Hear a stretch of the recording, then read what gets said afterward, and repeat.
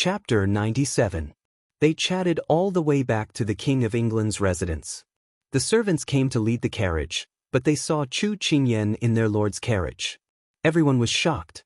The lord had actually personally gone to pick up the young princess consort. Lord, young princess consort. The servants immediately bowed respectfully. Ever since the lord had offended the popular people of the inner courtyard, Hong Yi and Zi, for Chu Qingyan, the onlookers finally understood that this Chu Qingyan was extremely favored by the lord. They could offend anyone, but they could not offend this little ancestor. Thus, everyone changed the way they addressed her. Chu Qingyan also changed from 9th Miss Chu to young princess consort. This form of address represented that Chu Qingyan's identity was recognized. However, Chu Qingyan did not feel anything. She only felt that the 3 words young princess consort were shorter and easier to call than her name. Once they got off the carriage, Xiao Su walked in front with large strides. When Chu Qingyan steadied herself, he was already far away. Thus, she lifted her skirt and chased after him. "Wait for me." Xiao Su ignored her. The young princess consort actually dared to make the lord wait for her? Servant it covered his eyes, waiting for the lord to get angry. "I owe my feet." Xiao Su stopped in his tracks when he heard the sound. He turned around and saw her smiling triumphantly. The young princess consort actually dared to trick the lord? Servant B covered his eyes, waiting for the lord to get angry. "Big ice cube, you walk too fast. I almost couldn't keep up." Chu Qingyan ran in front of him and complained. The young princess consort actually dared to complain about the lord. Servant C covered his eyes, waiting for the lord to get angry. Xiao Su glanced at her. "Your physical fitness is too poor." Chu Qingyan widened her eyes. He actually despised her physical fitness. Her legs weren't as long as his, and she was still a girl, okay? Seeing that Xiao Su was about to turn around and leave, Chu Qingyan immediately squatted down and hugged her calf. "It hurts. I walked too fast. The injury seems to be acting up again." Xiao Su looked at her suspiciously. "You hurt this leg?" Chu Qingyan looked down and realized that she had hugged the wrong leg. She decisively changed to another leg and then looked up at him pitifully. Xiao Su thought it was funny, but he seemed to compromise a little. He walked up to her, grabbed her with both hands, and threw her on his back. "Hold on tight." "Understood." One was cold. One of them was pretending to be obedient after getting a bargain. When the servants released their fingers and saw this scene, their eyeballs almost fell out of their sockets. Did the sun rise from the west? Is it raining red? Snow in June? Otherwise, were they dreaming? "I have a donkey, but I never ride it. One day, I rode it to the market on a whim. I had a whip in my hand." "Shut up." "Oh, okay." "The sun shines in the sky, the flowers smile at me, the birds say good morning. Why are you carrying a bag of explosives? If you sing again, I'll throw you down." "Understood." Xiao Su's eyes twitched. What was wrong with him just now? Why did he become so soft-hearted and carry this burden? In the study room in the middle of the night, Xiao Su sat behind the desk, half of his body hidden in the darkness. Today, 9th Miss Chu visited a rouge powder stall, a porcelain stall, a handmade toy stall. Turin reported everything in detail.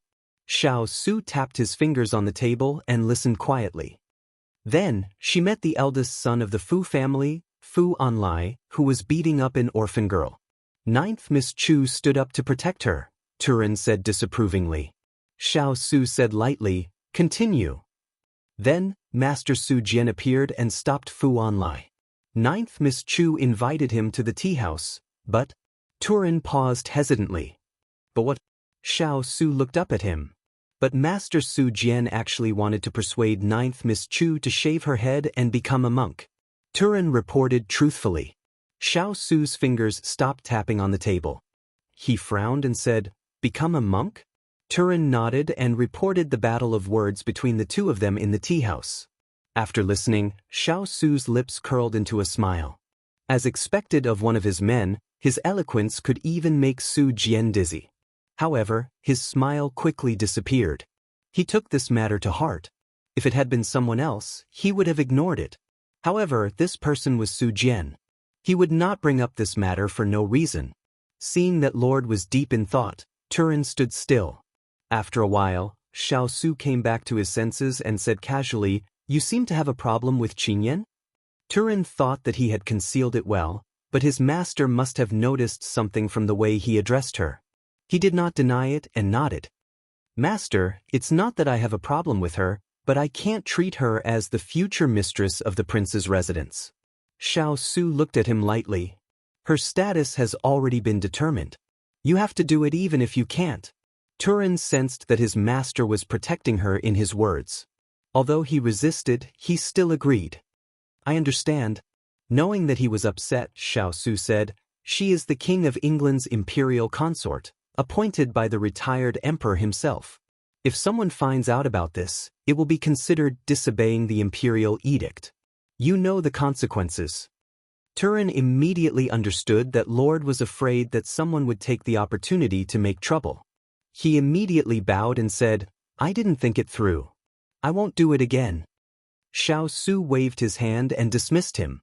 He sat quietly in the study for a while, his body covered in the frost of the night. Then he slowly walked out of the study and passed by Chu Qingyan's room, entering it out of habit. Chu Qingyan was still awake. Hearing his footsteps, she got up and looked at him apologetically. "Big Ice Cube, there's something I need to tell you. I seem to have caused you trouble." "About Fu Anlai?" Chu Qingyan, who was thinking about how to tell him, was surprised. "You know about it?" "Yes, it's nothing. Go to sleep." Xiao Su covered her with the blanket. Chu Qingyan forced herself to stay awake. She had wanted to talk to him about this matter, and since it had been resolved, she could finally relax and sleep. Xiao Su took a look at her sleeping face and got up to leave. There were too many grudges with the Fu family, this one did not make a difference. Ever since Xiao Su stopped restricting her freedom, Chu Qingyan was like a bird that had been released from its cage, flying everywhere. One day, the weather was good and she wanted to go out to play. She had wanted to ask Xiao Su to go out with her, but he had disappeared early in the morning. So Chu Qingyan dismissed the idea and went back to her room to change. She happened to run into Hong Yi in the corridor. Ever since Big Ice Cube punished Hong Yi because of Z, she rarely saw Hong Yi. She greeted Hong Yi embarrassedly. After all, she was the cause of the incident. Hong Yi did not seem to be affected by what had happened and replied politely, "Are you going out?" Chu Qingyan nodded. Then she thought of something and asked with a smile, "Does the Fu have men's clothing of my age?" Hong Yi shook her head awkwardly. "This servant does not have any on hand, but this servant can ask Cheng Yi. She usually takes care of these clothes." This servant remembers that Lord did not wear some clothes when he was young. If Xiao Wang Fei does not mind, this servant can take them out and use them. "Why would I mind? This is already very good," Chu Qingyan said. So Hong Yi asked a servant to ask Cheng Yi. The servant quickly came back. Cheng Yi Jejia said she does not have any. Hong Yi frowned. "Tell Cheng Yi to come over and reply." The servant immediately left. After a while, Cheng Yi's sharp voice came from afar. "Hong Yi Jejia, why did you call me over in such a hurry?" Chapter 98. Cheng Yi sauntered over. When she saw Chu Qingyan and Hong Yi standing together, jealousy flashed through her eyes. Then she smiled and curtsied to Chu Qingyan, "Greetings to little Wang Fei." Chu Qingyan felt that this voice made the hairs on her body stand on end. She grinned slightly in response. She always felt that this Cheng Yi was strange, and she still couldn't escape this feeling today. Hong Yi said with a smile, "I called you here for another matter. Aren't you in charge of Lord's daily clothes? Little Wang Fei wants to go out and play. Maybe it's not very convenient to wear women's clothes, so she wants to find some men's clothes. I remember that Lord has several sets of clothes from when he was young that he hasn't worn. I wanted you to take them out for little Wang Fei." "So it's this matter." That servant didn't say it clearly, so I didn't understand. "He does have them." After Cheng Yi finished speaking to Hong Yi, she turned and smiled at Chu Qingyan, "Little Wang Fei, it's that servant's fault for not doing a good job. This servant will go find them for you." "Thank you for your trouble, Cheng Yi Jejia." Chu Qingyan obediently responded. Cheng Yi walked towards the clothing pavilion. The moment she turned, the smile on her face turned into a vicious expression. She unwillingly went to get the clothes. After Cheng Yi got the clothes, Chu Qingyan thanked her and then returned to her room with Xining.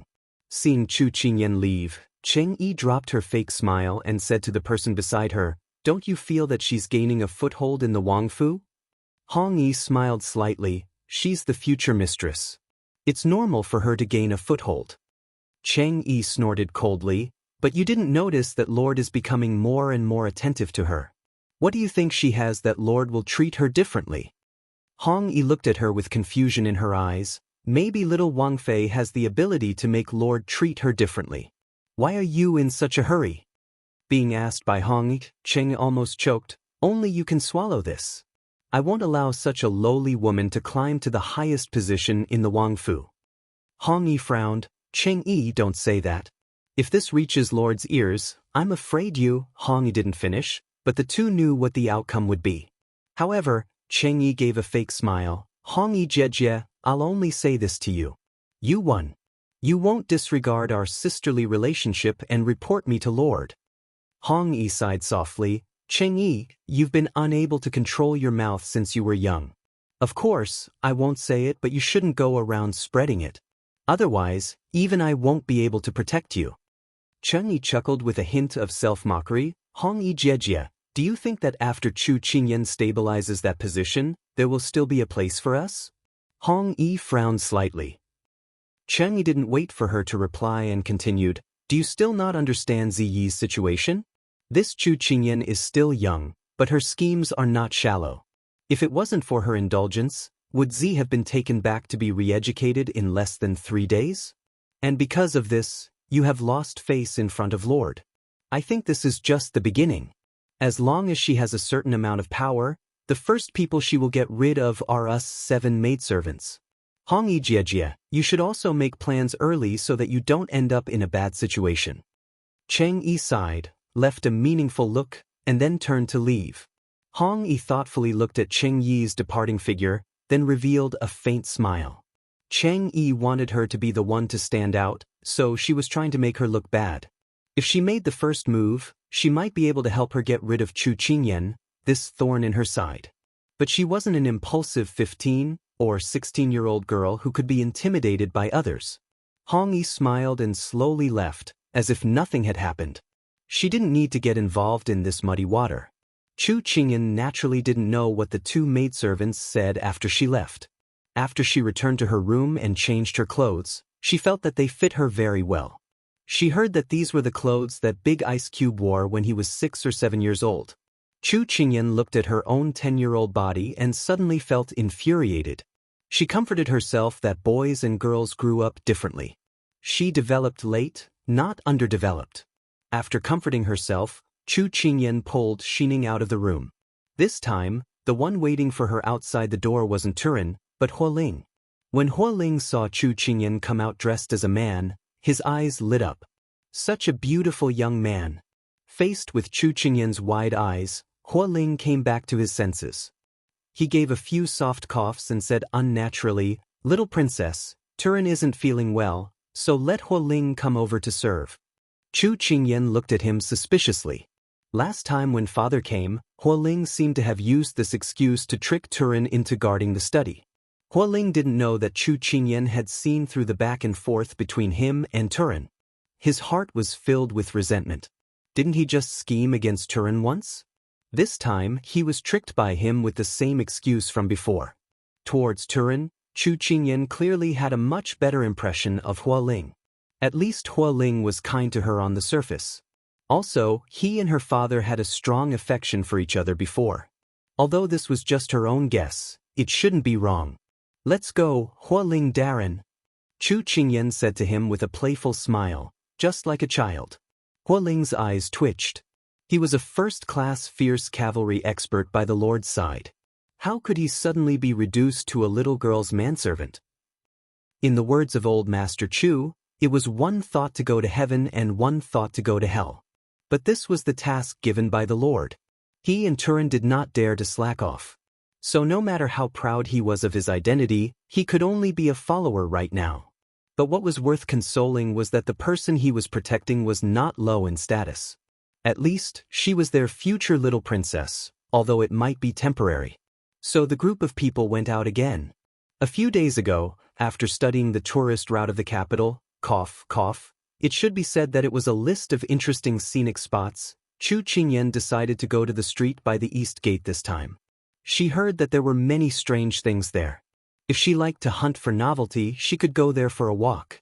Thus, Chu Qingyan led her men and headed straight for the eastern city gate. At this time, a purple-clothed figure swept over the high wall and quickly moved on the street. "Young master, that person is chasing after us," the black-clothed man beside him reported. The purple-clothed man frowned slightly. His charming eyes flashed with a strange light, faintly revealing his displeasure. "You bring 3 people to distract her. I don't want to see her." "Understood." The subordinates immediately received the order and quickly left. At this time, the purple-clothed man narrowed his phoenix eyes and randomly chose a direction. He lightly tapped his toes and jumped over. And that direction was also the East Gate. Chapter 99. Hualing, what do you think of this thing? Chu Qingyan felt that she had to have a good relationship with the people by Big Ice Cube's side, so she took out a hat and asked him. Hualing's eyes had been looking around the entire time. Hearing the little princess call him, he turned around and his lips twitched. "This green hat? Good looking." Hualing insincerely replied. "Really?" Chu Qingyan revealed a smile and instantly stuffed the thing into his chest. "I'll give it to you if you like it, no need to be polite." Hualing's eyes widened as he looked at the hat in his chest. Who would wear a green hat for no reason? Wouldn't they be laughed at by others? Then again, he didn't have a family yet, so wasn't the little princess cursing him? Chu Qingyan threw her hand at him and didn't care about him anymore. She was still looking for treasures, and when she finished, she turned around to find Hualing holding the hat frozen in place. She curiously asked, "Hualing, you don't like it?" "I think it's pretty good. In the summer, yellow, pink, and green are very eye-catching and comfortable to look at. If you wear these colors on the road, you'll definitely attract the attention of many girls." It would attract many gazes, but that wasn't admiration, but rather sneering disdain. "All right, little princess?" But this was a gift from the little princess, so even if it was gold thread, he had to swallow it. I like it a lot." He liked it so much that he wanted to die. So Hualing held the green hat and wanted to cry. This was the first gift Hualing received from the little princess. It really was a day worth remembering. A green hat. Along the way, Chu Qingyan bought many things for herself and the servants by her side, as well as some things for Big Ice Cube. But when she wanted to buy something else for Hualing, he had a face that said he didn't want it. Chu Qingyan instantly curled her lips. It was rare for her to come out, and Big Ice Cube gave her a lot of silver, saying that she could get more from the steward if it wasn't enough. She wanted to buy some things for the people by her side, but it was a pity that Hualing didn't appreciate it. Forget it, she would just buy it for herself. Along the way, they arrived at the gathering place. People came and went, shoulder to shoulder, and it was very lively. Hualing, who had been paying attention to the surroundings, suddenly saw 2 black figures flash by on the roof. He narrowed his eyes and gave orders to the palace's guards before silently following them. It was rare for Chu Qingyan and Xining to come out to play, so they didn't pay attention to their surroundings. In addition, it was crowded with people, so they didn't notice that someone was missing. When Chu Qing picked up a mask and turned around to ask for the opinion of the people around him, he discovered that Xining, Hualing, and the others had already disappeared. Behind them was a stream of strangers. "Hualing! Xining!" Chu Qingyan called out a few times, but no one responded. Chu Qingyan raised her brows. Where did everyone go? At this moment the stall owner asked, "Little prince, do you still want this mask?" Chu Qingyan turned around when she heard this. She raised the mask in her hand and replied with a smile, "I want this mask. Give me that mask too." She pointed at another mask. The stall owner agreed with a smile. After Chu Qingyan paid the money, she took the golden boy and jade girl masks and turned around to look for the missing people. But after looking for a while, she couldn't find a single person. Chu Qingyan couldn't help but frown. Perhaps they were also looking for her while she was looking for them. How about she just wait for them here? Otherwise, what would she do if she got lost? After making up her mind, Chu Qingyan decided to find a safe corner and wait for them to find her. However, just as she took a step forward, a few children rushed towards her. The one in front knocked right into her waist, and she staggered a few steps back. The golden mask in her hand was knocked away, and it spun in midair before flying towards the entrance of a small alley. Chu Qingyan held her waist and looked at the naughty children with a helpless expression. Then she walked towards the alley. It was really when one was unlucky. Even walking on the road would cause one to be hit. Chu Qingyan had just picked up her mask and was about to blow away the dust on it when she heard a strange gust of wind coming from the quiet alley. Her heart skipped a beat. In novels, quiet alleys were the best places to kill and rob. Could it be that she had coincidentally bumped into one of them? Then she had to run quickly. She grabbed the mask tightly and didn't dare to look back. She pretended to be calm and walked back the way she came. Suddenly, the alley wind mixed with an inexplicable chill hit her. She felt a chill on her back. When she wanted to run, she couldn't break free from a force that hugged her waist. She widened her eyes and wanted to shout. The person seemed to have sensed her intention and covered her mouth with a hand. Her body stuck close to the person behind her, and with a spin, she flew up and landed on a sycamore tree nearby. The person holding her captive casually found a branch to sit down, and she sat in his arms with her back leaning against him. The dense leaves of the sycamore tree blocked her figure. From this angle, she could see the person below, but the person below couldn't see the person hiding here. Chu Qingyan's heart almost jumped to her throat. But she felt that although the person behind her was holding her hostage, he didn't do any harm to her. She calmed down a little. At this time, 3 or 4 figures appeared at the alley's entrance. The leader was a woman in red. Where is he? I clearly saw him coming here. How could he disappear in the blink of an eye? The woman in red was flustered and exasperated. Miss, young Master Dongting always comes and goes without a trace. This time we are so close. I'm afraid he will run away even more. The maid in black beside the woman in red immediately said. It was so difficult to find him, but he ran away again. It's so annoying. Next time I will catch him. The woman in red stomped her feet and angrily turned to leave with her people. Chu Qingyan's eyes widened as she looked at the scene beneath the tree. After the red-robed lady and her entourage had left, she realized that the hand that was holding her loosened. The person behind her was also not as tense as before. He seemed to have relaxed. At this time, Chu Qingyan heard the person behind her murmur, I finally got rid of this evil woman.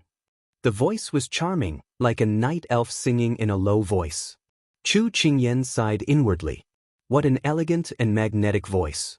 Since it was to get rid of people, it shouldn't be a threat to her. Chu Qingyan moved her body. The person behind her saw that and loosened his grip on her. Chu Qingyan wanted to turn her head, but suddenly stopped. What if she saw his real face? What if he became angry and killed her? So Chu Qingyan turned her back to him and said, Hero, can you send me down? Because she was disguised as a man, she called herself me. Hero.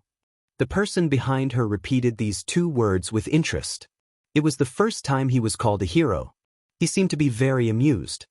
He leaned close to her ear and chuckled, This young master is not a hero, but a demon. Demons only do bad things. So I'm only responsible for sending you up, not sending you down. His playful words made Chu Qingyan's shoulders stiffen, and the fragrance of the flowers was somewhat familiar. Chapter 100. Chu Qingyan didn't have time to think about the floral fragrance. She only felt that this person was so overbearing and rude. She said somewhat angrily, Since that's the case, then I'll go down myself. Chu Qingyan was too lazy to waste her breath with him. She looked down at the parasol tree that was at least 2 stories tall and swallowed her saliva. She hugged the tree trunk with both hands and was about to slide down. The person behind her didn't seem to expect her to do this.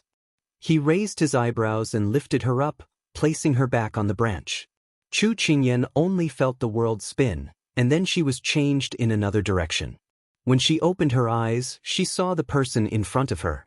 When she saw the person clearly, she was stunned. His eyes were elegant, and his lips were bright and alluring.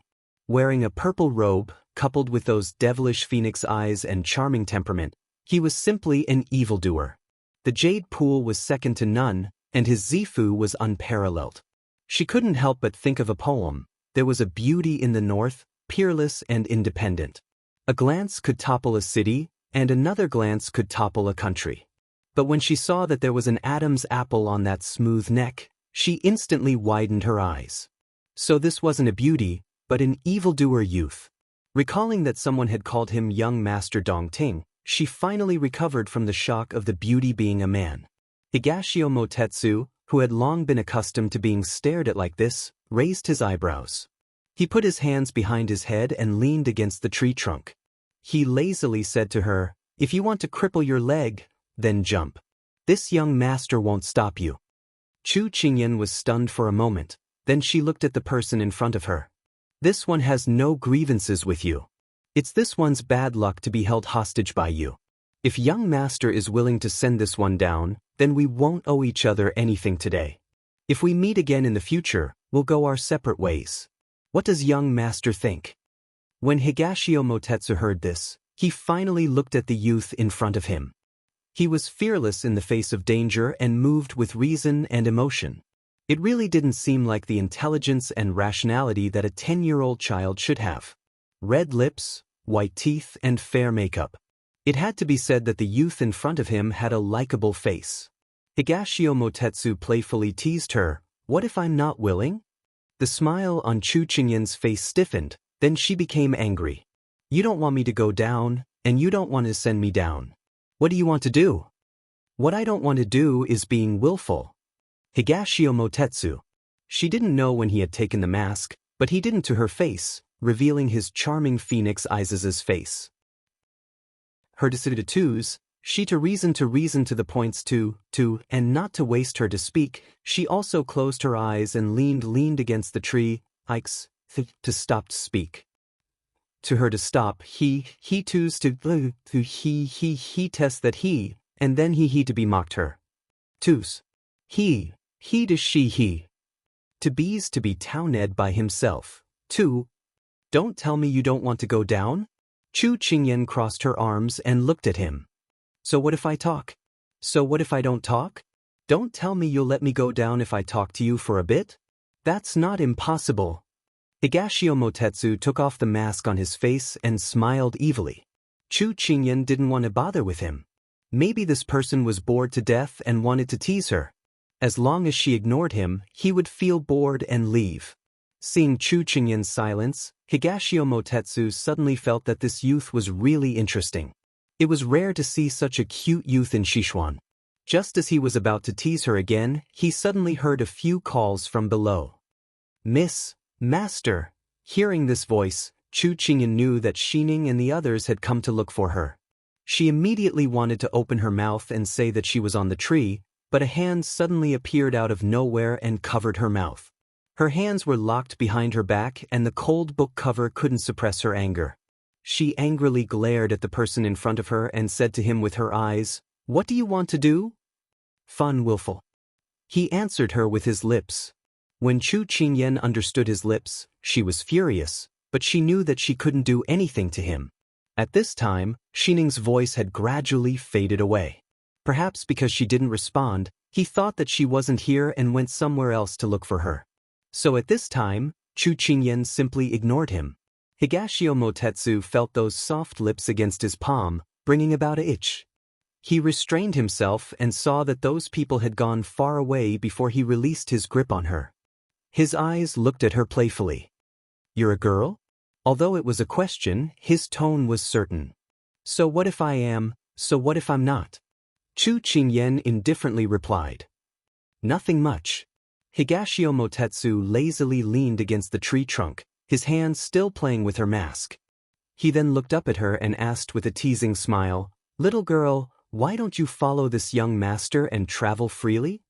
Chu Qingyan tightly clung to the tree trunk behind her, looking at him with a vigilant expression.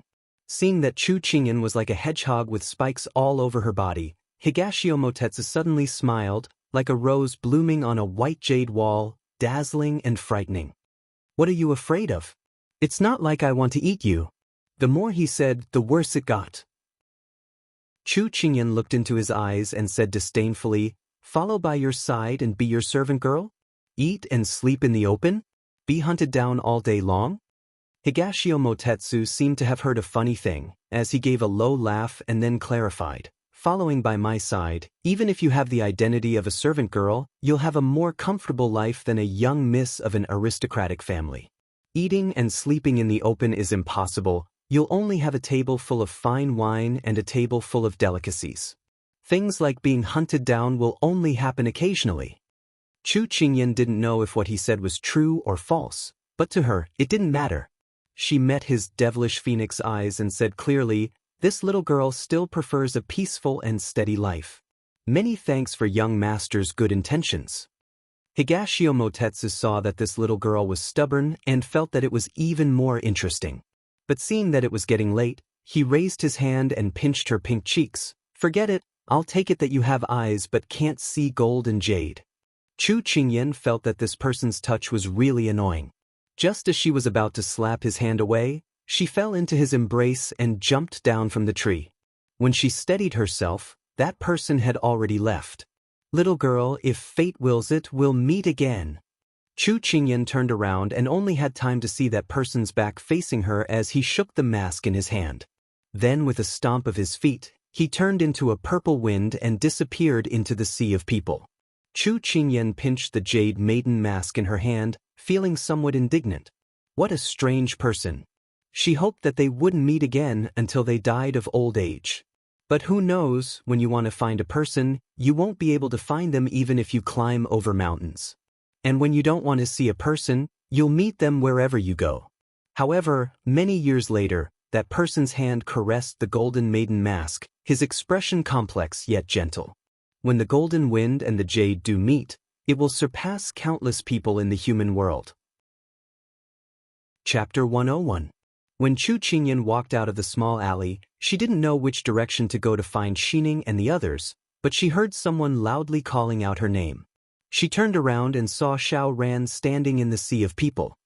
He was dressed in a blue robe of good quality, which made his handsome face look even fairer and clearer. After not seeing him for so many days, this brat had grown quite a bit. Seeing him, she couldn't help thinking of the description of Baoyu in a famous book in high school. Face like the moon in mid-autumn, color like the flowers of spring, hair like a knife, eyebrows like ink, face like a peach petal, eyes like autumn waves. She sighed in her heart. When this person grows up, he will definitely be a young girl killer. Looking at him now, he already has the capital to bring disaster to others. When Xiao Ran saw that it was really her, he quickly walked over to her and put his hands on her shoulders. He carefully looked her up and down, and when he saw that she was fine, he heaved a sigh of relief. Chu Qingyan was confused by his strange appearance. What's wrong? Xiao Ran saw that she still had a blank and fearless appearance, so his face immediately became serious. He reprimanded her. Do you not bring your brain with you when you go out? Do you not know your own status? You came out to play and you didn't even let the guards follow you closely. If this prince didn't find you, where would you be wandering around? Her heart was already a bit shaken from being inexplicably held hostage, and now she was inexplicably angered by someone. Xiao Ran often brought up her low status to talk about things, so no matter how good Chu Qingyan's temper was, she couldn't handle what happened today. Her face immediately turned cold. If something happens to me, I don't need the fourth prince to worry. I know my own status, so there's no need for the prince to remind me again and again. Perhaps Chu Qingyan's tone was too harsh, but the moment she finished speaking, Xiao Ran, who was standing in front of her, was stunned. Chu Qingyan was vexed. It seemed like she had not cultivated well enough and could not hide her temper. Xiao Ran was also confused because of his concern. He also regretted that he didn't control his temper. Looking at the youth in front of him, his eyes were filled with self-blame. Don't be angry, I only said that because I was anxious. Don't take my words to heart. Chu Qingyan was about to apologize, but saw that he was a step ahead of her to reflect. Chu Qingyan suddenly felt a bit uncomfortable in her heart. She thought of the previous 2 times. Xiao Ran, as a Sichuan prince, would always inexplicably encounter some danger, so he was so cautious. It was because he treated her as a friend that he scolded her, worried that something would happen to her. Fourth prince, Qingyan is also wrong, please don't take it to heart. Seeing her soften her tone, Xiao Ran's heart relaxed. He waved his hand. Forget it, let's not talk about this. That's right, why are you here?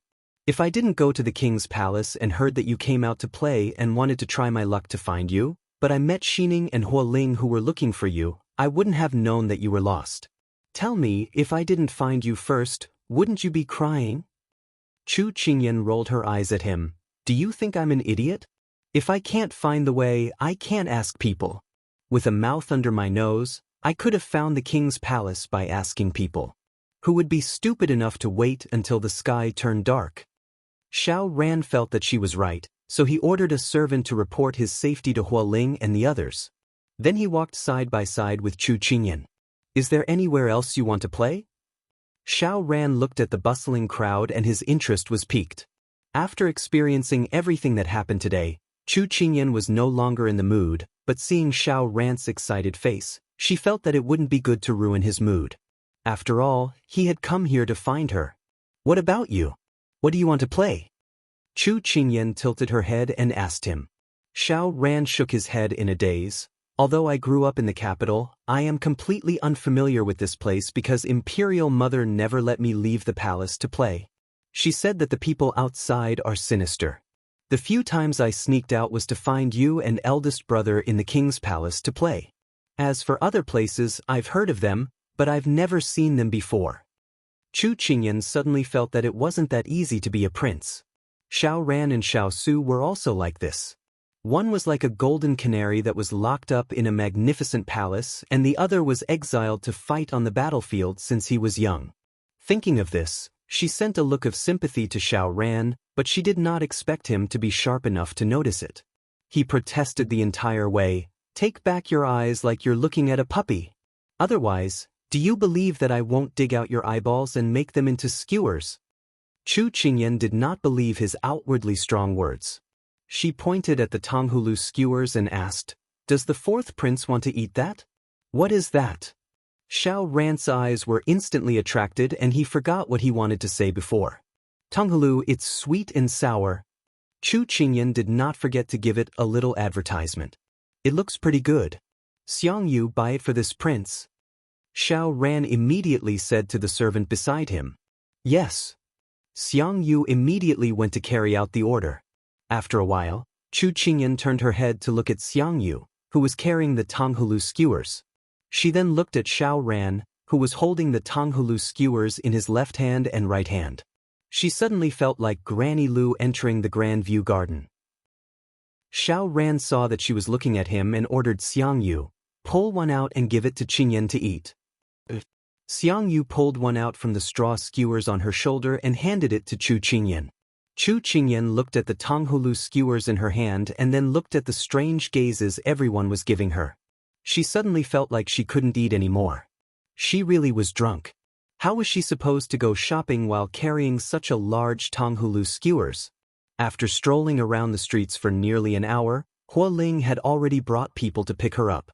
Thus, Xiao Ran reluctantly bid farewell to her with his mouth full of syrup. Chu Qingyan really wanted to pretend she didn't know this person. Wasn't it clearly said that this Xiao Ran was a young genius? Was it something that only appeared once in 100 years? Why was he like this in front of her? Were the rumors wrong? Was this the typical high IQ and low EQ? After waving her hand to send off Xiao Ran, Chu Qingyan and Huoling returned to the king's palace. On the way back, Huoling did not explain why he suddenly disappeared and she did not ask. Returning to her room, she comforted Xining, who was crying because she couldn't find her. Chu Qingyan thought about her experiences over the past few days. She didn't know what kind of disaster she had attracted recently. Every time she met someone, if they didn't want her to become a nun, they wanted her to become a maidservant. So, she decided that it was best if she didn't go out for the next few days. It was safer for her to be a beautiful woman and stay by the big ice cube's side. At least the cold air coming from the big ice cube's body was enough to make those demons and monsters retreat. However, there were some things that even if she didn't go out to look for them, they would still find her. For example, the sudden imperial edict. Xian Emperor, who had nothing to do, suddenly wanted to see his little daughter-in-law. Chapter 102. After returning to the prince's residence, Chu Qingyan felt a little uneasy. She walked through the corridor and arrived at the study. The door was wide open, and she looked past the decorations to see the figure sitting behind the desk. She felt as if she had found someone to rely on and immediately walked towards him. Xiao Su heard her footsteps, but did not look up as he asked, "Did you get lost?" Chu Qingyan stopped in her tracks, and her expression was a little unnatural. This big ice cube is really annoying. His ability to tease people is really getting better with each passing day. "I'm not lost, I was just careless." Chu Qingyan thought for a long time, but did not know how to continue. Xiao Su smoothly helped her finish the sentence. "You were careless and lost all your servants? You really are capable." Chu Qingyan smiled embarrassedly and then walked to his side. She stretched her head to look at the book in his hand. It was a military book. She pursed her lips. "You always wake up early to go to court and come back to read and write. Don't you feel bored?" Xiao Su raised his eyebrows and looked at her. "That's how it feels in your eyes." Chu Qingyan ignored his teasing and leisurely wandered around the study. "Come here," Xiao Su suddenly said. "What is it?" Although Chu Qingyan asked, her body still walked over of its own accord. "Pick one for yourself." Xiao Su looked at the stack of books on the table. Chu Qingyan did not know what he meant, but she still casually picked a book from the stack of books on the table. The three-character classic?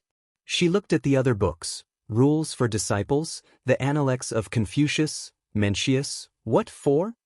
Chu Qingyan asked in confusion as she waved the book in her hand in front of him. "Take a good look." Xiao Su saw that she had nothing to do all day and was afraid that she would not be able to accomplish anything if she continued like this.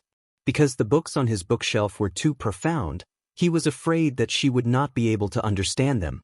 Thus, he had people search for suitable reading materials for children for her to read. "You want me to learn this?" Chu Qingyan found it hard to believe. "You have a problem with that?" Xiao Su asked. Chu Qingyan didn't dare to say anything after receiving his coercion. However, she had read the three-character classics since she was a child. The books on the table didn't give her any pressure at all, okay? But if she reported the truth, would she be treated as a monster by the ice cube? At this time, White Tiger walked in with two servants carrying a table and chair. After greeting his lord, White Tiger instructed the servants to set up the table and chair. Chu Qingyan stared dumbfoundedly at the table and chair that were one size smaller than Xiao Su's. She suddenly had a bad premonition. Was it too late for her to slip away now? Xiao Su glanced at her, and she stood at attention. "From now on, you will study and learn how to write here." That one sentence determined her dark days in the future. Chu Qingyan wanted to cry, but no tears came out. She could only accept her fate. She couldn't run up to him and say that she had studied these books in high school. Xiao Su looked at her. She wanted to resist, but she did not dare to say anything. In the end, she just obediently read the book and smiled in satisfaction. At this time, Huo Ling and Turin walked in. However, when they saw Chu Qingyan sitting on the side, their expressions became a bit strange. "Greetings to Master." "What is it?" Xiao Su looked at his two subordinates in front of him while paying attention to her reading. Huo Ling looked at Chu Qingyan and was a bit hesitant.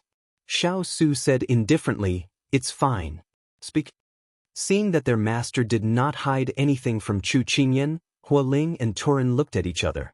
In the end, Huo Ling still took a step forward to report, "Master, I saw black-clothed people on the streets of the eastern part of the city today. This subordinate followed them, and after fighting with them, I discovered their martial arts and the assassins that chased after them. This subordinate believes that these people are in cahoots with the assassins that tried to assassinate the fourth prince. Moreover, this subordinate discovered that these people seem to come from a very hidden sect called the Moon Palace sect. It is also a sect that people in Jianghu talk about. This Moon Palace sect is very good at assassinations and poisons. They are highly respected by the royal families and even officials of various countries. They have always received commissions to take on assassination missions, but the price is very high. It is not something that normal people can afford. Moreover, the palace master of the Moon Palace sect rarely appears in the world. Even now, no one knows where this Moon Palace sect's stronghold is. Turin reported all the information he had received. Xiao Su's finger lightly tapped on the pages of the book. Since this Moon Palace sect has always been hidden and has appeared in the capital, they must have other movements. Continue to investigate and report to me if there is any new information. Yes. Turin and Hualing both responded. Xiao Su's gaze fell on Chu Qingyan as he lightly said to Hualing and Turin, "If there is nothing else, you can leave." Turin and Hualing simultaneously glanced at Chu Qingyan, who was pretending to be seriously reading, before respectfully leaving. At birth, a man's nature is good. Their natures are similar, but their habits are different. If one does not teach, their nature will change. The way of teaching is to specialize. Hualing and Turin walked out of the study. The two of them were silent. In the end, Hualing spoke first. "Turin, do you think that master cares too much about the little princess consort? You are not blind." Turin glanced at him. Ignoring the mockery in Turin's words, Hualing frowned and said, "Do you think it is good to continue like this?" Turin looked at the sky. There were many white clouds. When a gust of wind blew, they began to float. No one knew where the clouds would drift to. I also do not know. If master does not want that position, then it is fine. I am just worried that if master ascends to that position in the future, she will not be able to help him at all. Turin said faintly, "Big Ice Cube, I am hungry. Can I go eat dessert? You have only read a few pages." "Continue." The people in the room started talking one after another. Turin and Hualing had complicated expressions. But now that she is here, master seems to be more humane. He no longer doesn't care about anything. Hualing said softly. Turin was silent. At this moment, White Tiger hurriedly walked towards the study. "Is Lord in the study?" White Tiger asked the two of them. "Yes." "Housekeeper, is there something urgent?" Hualing replied. "Someone from the palace is here." White Tiger knocked on the study door after speaking and went in to report. Chu Qingyan was still desperately reading. She knew that the big ice cube had gone out. When he came back, he told her to go back to her room to change clothes and prepare to enter the palace with him. Enter the palace? Chu Qingyan thought she heard wrong. "Do you have a problem?" Xiao Su gave her a cold look. Chu Qingyan suddenly had the impulse to beat her chest and stomp her feet. Wasn't everything fine? Why did she suddenly have to enter the palace? "I suddenly got an illness that prevents me from entering the palace." Chu Qingyan grabbed the corner of the table and said pitifully, "I will give you 15 minutes. Xiao Su ignored her cries and left her with this last sentence before stepping out of the room. The big ice cube was so cold-blooded. She really did not want to enter the palace. She subconsciously rejected it, but she still had to enter the palace. Chapter 103. Chu Qingyan looked up at the sky and let out a long sigh. She could only resign herself to her fate and change her clothes. Why did the Sichuan emperor not summon them earlier or later, but now of all times? Chu Qingyan looked at the sky. Could it be that he wanted to invite her and the big ice cube to dinner? With this thought in mind, she changed her clothes and got on the carriage to enter the palace. "Big Ice Cube, do you think His Majesty summoned us for something?" Chu Qingyan couldn't hold back her curiosity and raised her head to ask the person who was resting with his eyes closed. Xiao Su calmly replied, "This prince isn't sure either." "Big Ice Cube, then tell me, what kind of person is your imperial father? Is he easy to get along with? What should I say and what shouldn't I say when I go?" Chu Qingyan suddenly felt nervous. She realized that she was about to meet the person who held the highest authority in the Xixian nation, the person who held absolute power over her life and death. Emperors only existed in history books and on television screens. She had never thought that she would have the chance to meet a living person like this one day.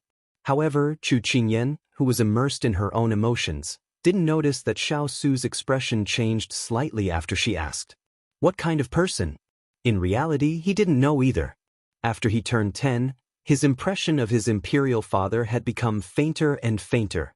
Whether his imperial father had ever praised him, affirmed him, or shown him a smile, he had already forgotten all of it. Or rather, he didn't have the heart to remember it, and it was subsequently forgotten in the depths of his memory.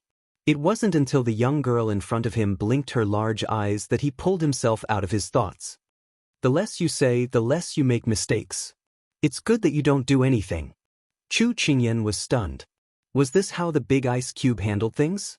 But when she stared at Xiao Su, she discovered a different kind of emotion surging in his eyes.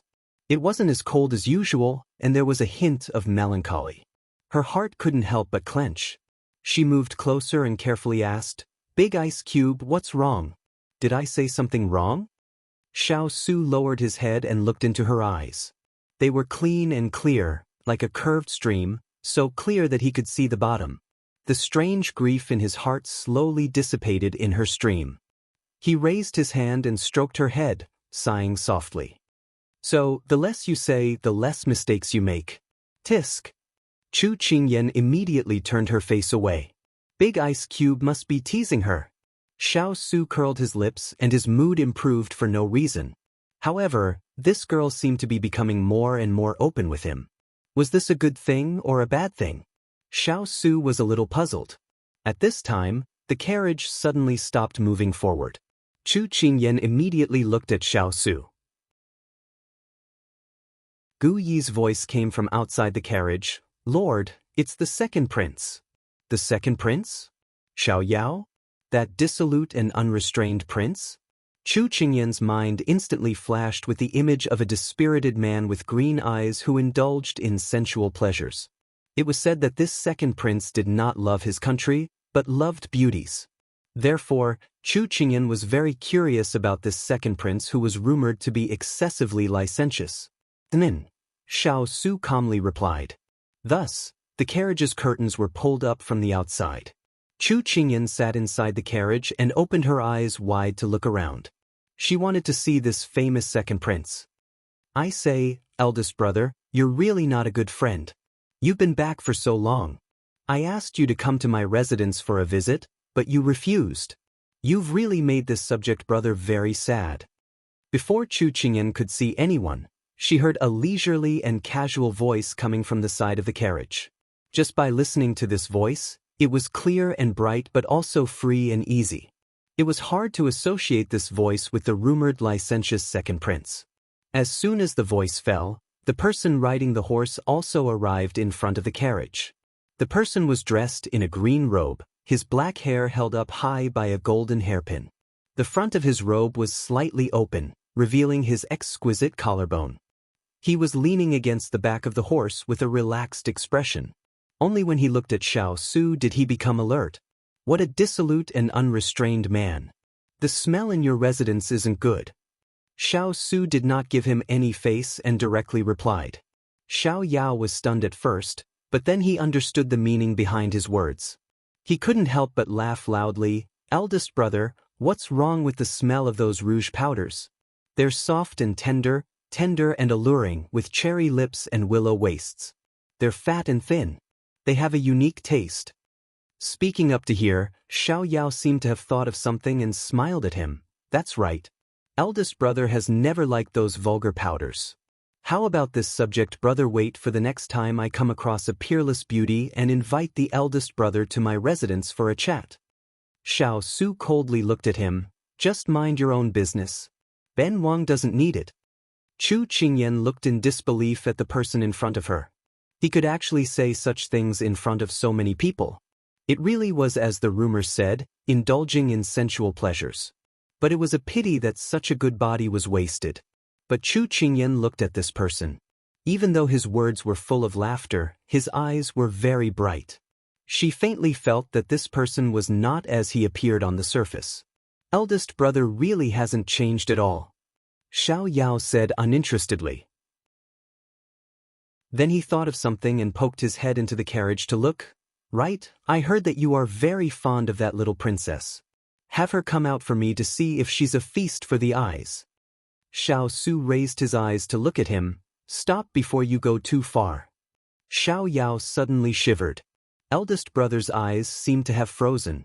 It really was frightening. He did not go any further. He stroked the horse's mane with one hand, his expression still mischievous. I heard that today, that person mentioned your little princess in Fu Huang's ears, so Fu Huang had a sudden impulse to bring you to see her. Xiao Su did not respond, but it was clear that he had heard it. All right, the night of spring is short. Chen Di still has to go see the beauties. I wish you a safe journey. Xiao Yao leisurely waved his hand at them. Then he raised his whip and leisurely led his attendants away. Who was that person? Why did Xiao Yao not point it out? Why did he wish them a safe journey when they were just going into the palace? Also, his seemingly casual words were not really casual. Chu Qingyan did not know what Xiao Yao's words meant, but there seemed to be a hidden meaning. Because she saw that after the big ice block heard those words, he became silent. Chu Qingyan tugged at his sleeve, wanting to ask him about it. It's fine. Xiao Su patted the back of her hand and then ordered the carriage to continue forward. The curtain of the carriage fell and covered the light of the setting sun. Chu Qingyan looked thoughtfully at the person in front of her and then suddenly spoke. After I enter the palace, I will definitely listen to you. If no one asks, I will not speak. I will be careful and will not cause trouble for you. Xiao Su heard this and looked at her. He saw the seriousness on her little face and knew that she had guessed something from Xiao Yao's words. He suddenly smiled and raised a hand to touch her face. No need. If there is a problem, Ben Wang will take care of it. His fingers were slightly rough as they caressed her cheeks. He quickly withdrew his hand, but the gentleness didn't immediately disappear from her cheeks. Only then did she realize that she seemed to have been taken advantage of just now. And it was the big ice block. It really was too surprising. But when the big ice block smiled, his eyes were very beautiful.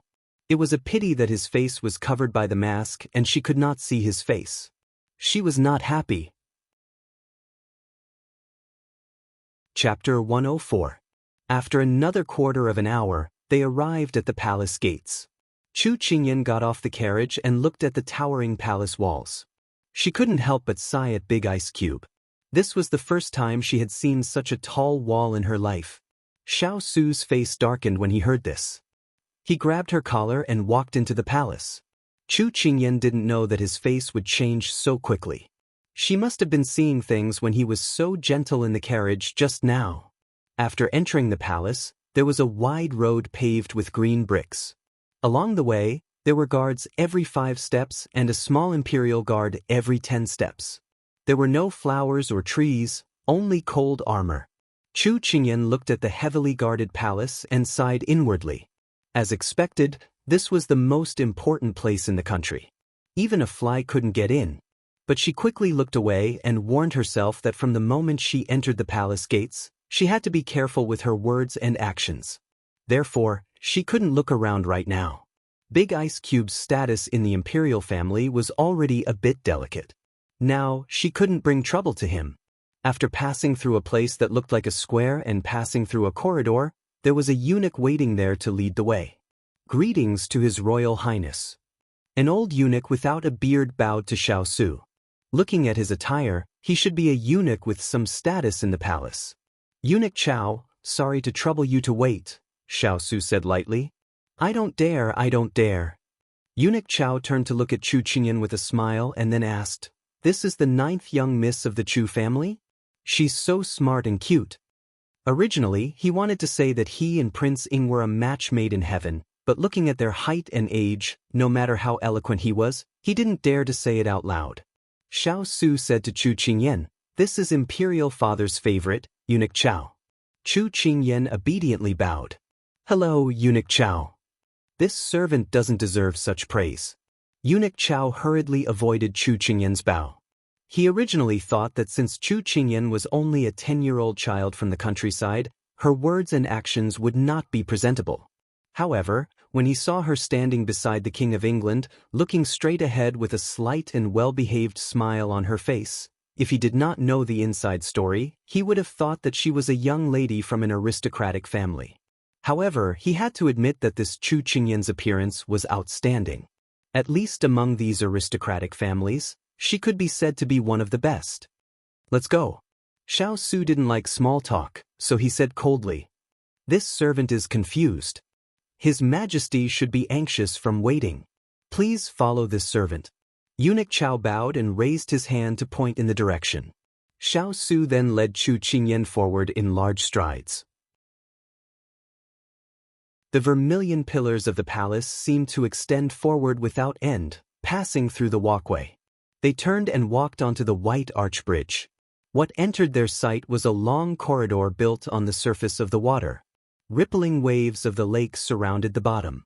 Fields of lotus leaves, either in clusters or in large patches, made the entire lake exuberant because of the greenery. From afar, they could see the palace hidden in the green leaves. The corridors were winding, the eaves were high, each hugging the terrain and fighting against each other. Chu Qingyan felt a kind of oppressive atmosphere and sternness coming towards her. It wasn't until they stopped in front of the main hall that Eunuch Xiao bowed and said, "Masters, please wait a moment. This servant will go and report." Xiao Su nodded slightly. After Eunuch Xiao left, Chu Qingyan finally dared to size up the surrounding buildings. Dignified halls rose and fell one after another, closely intertwined like fish scales. And the high hall in front of her seemed to be the core of all the halls. It was clustered around, and the glittering golden glazed tiles all revealed its nobility and majesty. Imperial Study. The 3 large words were written in thick ink on a red plaque with golden patterns on the edges. It was noble and dignified. And under each pillar, there was an imperial guard with a blade standing there expressionlessly. The security was very tight. After a while, Eunuch Xiao came out. However, Chu Qingyan noticed that his expression was unnatural. She couldn't help but be curious. Could it be that the Sichuan emperor didn't want to see them? Reporting to His Royal Highness, His Majesty is currently testing the 4th prince's homework. Please wait here for a moment. Eunuch Xiao revealed a troubled expression. It's fine. We'll wait. Xiao Su didn't seem to care at all. Eunuch Xiao bowed to them and entered the palace. This wait lasted for an hour. The sky was getting dark, and the afterglow of the setting sun was about to cover the mountaintop. At this time, Chu Qingyan began to feel a little strange. Xiao Su was the first prince and the eldest son of the first wife. He should be treated well. Why did he have to wait outside the palace after hearing the order to rush over? Big ice block, how long do we have to wait? Chu Qingyan raised her head and asked. Xiao Su lowered his head and said indifferently, "Tired of waiting?" "No, I just don't know how long we have to wait." Waiting was sometimes a kind of enjoyment, but waiting for an unknown amount of time was something that would end. Moreover, she had to continue waiting. It was inevitable that her heart would feel a little hopeless. Seeing her rubbing her hands, Xiao Su asked in a rare attentive manner, "Are you cold?" Achoo! Chu Qingyan nodded with an embarrassed smile. Actually, she didn't want to admit it, but she didn't know that her body was so honest. Although it was midsummer, the wind in the palace was colder than outside. She didn't know if it was proof, but the palaces of each dynasty were built on yellow earth and white bones. Those unwilling souls would occasionally blow the eerie wind in any corner of the palace. Xiao Su saw that she didn't mean what she said. He couldn't help but laugh and reached out to hold her small hand. Chu Qingyan didn't know what he wanted to do. His body temperature was clearly lower than hers. Could it be that he wanted to use poison to fight poison, to use ice to cure ice? Chu Qingyan was amused by the random thoughts in her mind. It was also at this time that a warm current flowed from her palm into her blood. It then circulated throughout her body, warming up her veins and making her entire body feel warm. Chu Qingyan felt like she was soaking in a hot spring. She was like a satisfied kitten. She narrowed her eyes and sighed as she asked, "Is this internal strength? It can kill enemies and keep out the cold?" Emotions were contagious, especially when the small hand in his palm was tightly holding onto his fingers, as if he was her support. Xiao Su's voice also became gentle. "Big ice cube, teach me in the future." Chu Qingyan felt that if she knew martial arts, she would be able to protect herself in the future. Moreover, she would be able to keep warm. Xiao Su seemed to have seen through her thoughts and poured cold water on her. If you can wake up at 3 in the morning, train for at least 6 hours a day, and persevere through the harsh winter and scorching summer, then this prince will consider teaching you. 3 in the morning? Converted to modern time, wouldn't that mean waking up at 4 or 5 in the morning? Training for at least 6 hours a day? Once she thought of being exposed to the scorching sun during the summer and her hands freezing in the cold wind during the winter, she immediately shook her head like a rattle drum. Xiao Su already knew that she would have this reaction. She was used to being a lazy cat. She would even cry when asked to read a book, so how could she suddenly become diligent? 3 feet of ice was not formed in a single day. If you want to learn, you have to persevere. As for you, in this king's opinion, it will be very difficult. Chu Qingyan puffed up her cheeks. She really wanted to nod and agree that she could do it. But once she thought of the consequences of being impulsive, she immediately stopped that thought. If she spoke too fast, the one who would suffer in the end would be herself. Xiao Su saw that she reacted and couldn't help feeling that it was a pity. He wanted to stimulate her. If she could really learn some martial arts, then that would be good. Big Ice Cube, why do you think His Majesty still hasn't summoned us? It was almost time for dinner. Impatient? He asked. Would you? She asked. Used to it. He lightly replied. Used to it? Chu Qingyan unconsciously looked at him. Was he used to waiting, or was he used to being left out like this? Was it because this kind of thing happened too often so he was used to it? Chu Qingyan didn't know why, but a corner of her heart ached. Chapter 105. Chu Qingyan reflexively tightened her grip on his hand. Xiao Su could feel the strength in her small hand and couldn't help but lower his head in question with his eyes. He saw that her eyes were filled with the afterglow of the setting sun, gentle and warm. It doesn't matter. In the future, I'll wait with you. It's too lonely to be alone. 2 people can talk. Xiao Su was slightly startled. Then he raised his hand and placed it on her head. The hair under his hand was as soft as silk. He only quietly stroked it without speaking. Chu Qingyan also didn't speak for once. She silently gazed at the palace door in front of her. Suddenly, she heard the sound of the palace door being pulled open. Then she saw a youth dressed in a pure white round-collared silk robe being respectfully escorted out of the palace door by palace servants. Xiao Ran. In the imperial palace, Xiao Ran's brocade robes were exquisite and magnificent, different from the simple and noble aura he wore outside the palace. Xiao Ran clearly saw the person outside the palace. His serious little face instantly bloomed with a smile. He quickly walked over, but when he saw the 2 hands clasped together and his eldest brother intimately placing his hand on Chu Qingyan's head, he suddenly felt uncomfortable. He had never experienced this kind of feeling before. The smile on his face instantly froze. At this time, Eunuch Xiao also came out of the palace door. He bowed and smiled at the 2 people who had been waiting for a long time. His Majesty invites you in. Xiao Su nodded at his 4th brother who was walking over. Chu Qingyan's heart was in her throat because of the Sichuan Emperor's summons, so the 2 of them didn't notice that something was wrong with Xiao Ran. Xiao Ran turned around and watched the 2 of them walk into the palace side by side. Only when the palace door closed did he come back to his senses. He clenched his fists in self-abandonment. What was wrong with him just now? After entering the palace, Chu Qingyan secretly looked around. There was a silver-gilded incense burner, which was as tall as a person, leaning against the corner, emitting incense. The 4-sheep square was placed on the table, and the Changxin Palace lantern was hanging high. Under the light of the lantern, the finely polished jade-horn cup shone with a gentle and tranquil luster, like a magnificent work of art. No matter which corner it was, it showed a noble style. Greetings, Imperial Father. Xiao Su knelt down with Chu Qingyan. Greetings, Your Majesty, she said respectfully beside him. Have you been waiting for a long time? A voice came from ahead. Although he said this, Chu Qingyan didn't hear the slightest bit of apology in his voice. She raised her head and saw a man wearing a golden crown. He wore a bright yellow robe with large sleeves and a yellow sleeveless robe with a curved collar. The collar and sleeves were decorated with golden embroidery, and the two shoulders were embroidered with dragon patterns. He sat upright on the dragon throne, dignified and incomparably noble.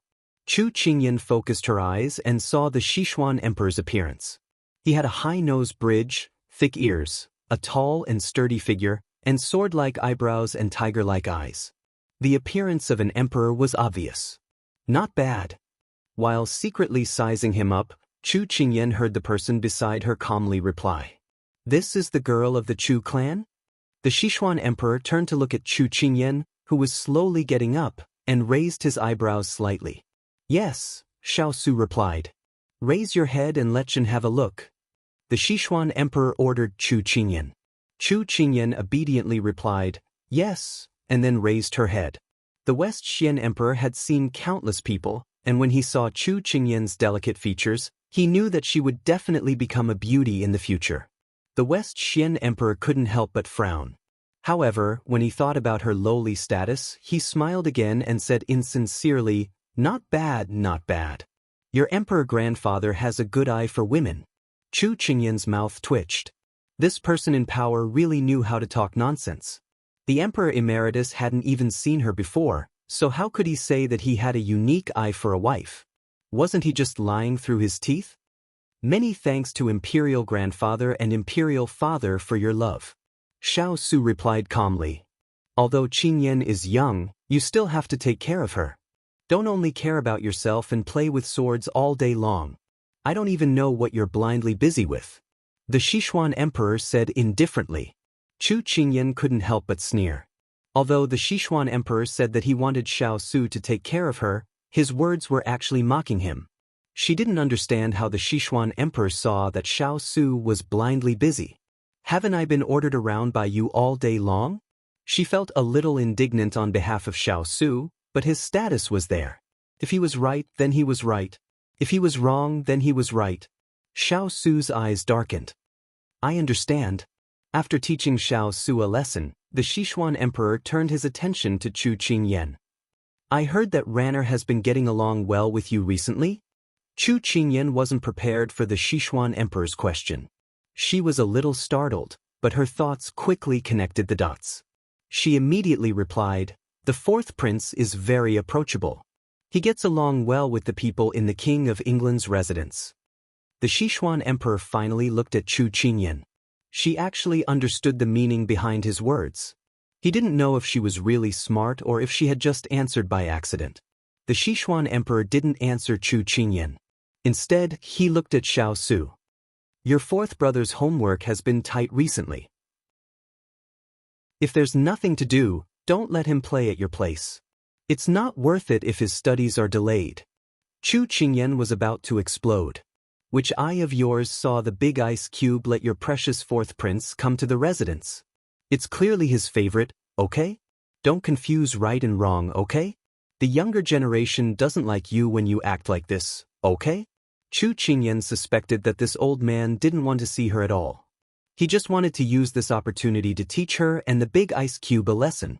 She didn't mind, but she didn't know that the big ice cube's heart. "I will pass on your message," Xiao Su replied methodically. The Sichuan emperor choked. He knew that he had already taught him enough lessons tonight, so he suppressed his anger and didn't continue. Then, the two of them started asking questions and answering questions. Chu Qingyan was stunned. The way this father and son interacted with each other was worse than the way a small family interacted with each other. The Sichuan emperor was neither cold nor warm, while Xiao Su replied in a businesslike manner. Was this the kinship of the imperial family? But didn't she hear the occasional laughter of Xiao Ran and the Sichuan emperor outside the hall just now? Could it be that the rumors were true? That Xiao Su lost his favor because his face was disfigured? However, the Xixian emperor quickly turned his attention to the affairs of the imperial court, and the two of them began to discuss the autumn examination. Chu Qingyan's gaze fell on the two of them. If she didn't know that they were father and son, she might have thought that they were just superior and subordinate. Chu Qingyan quietly played the role of a beautiful young girl for an hour. In the end, the Sichuan emperor's cold and sharp gaze fell on the two of them. "Your imperial mother probably hasn't seen Qingyan before. Bring her to see her."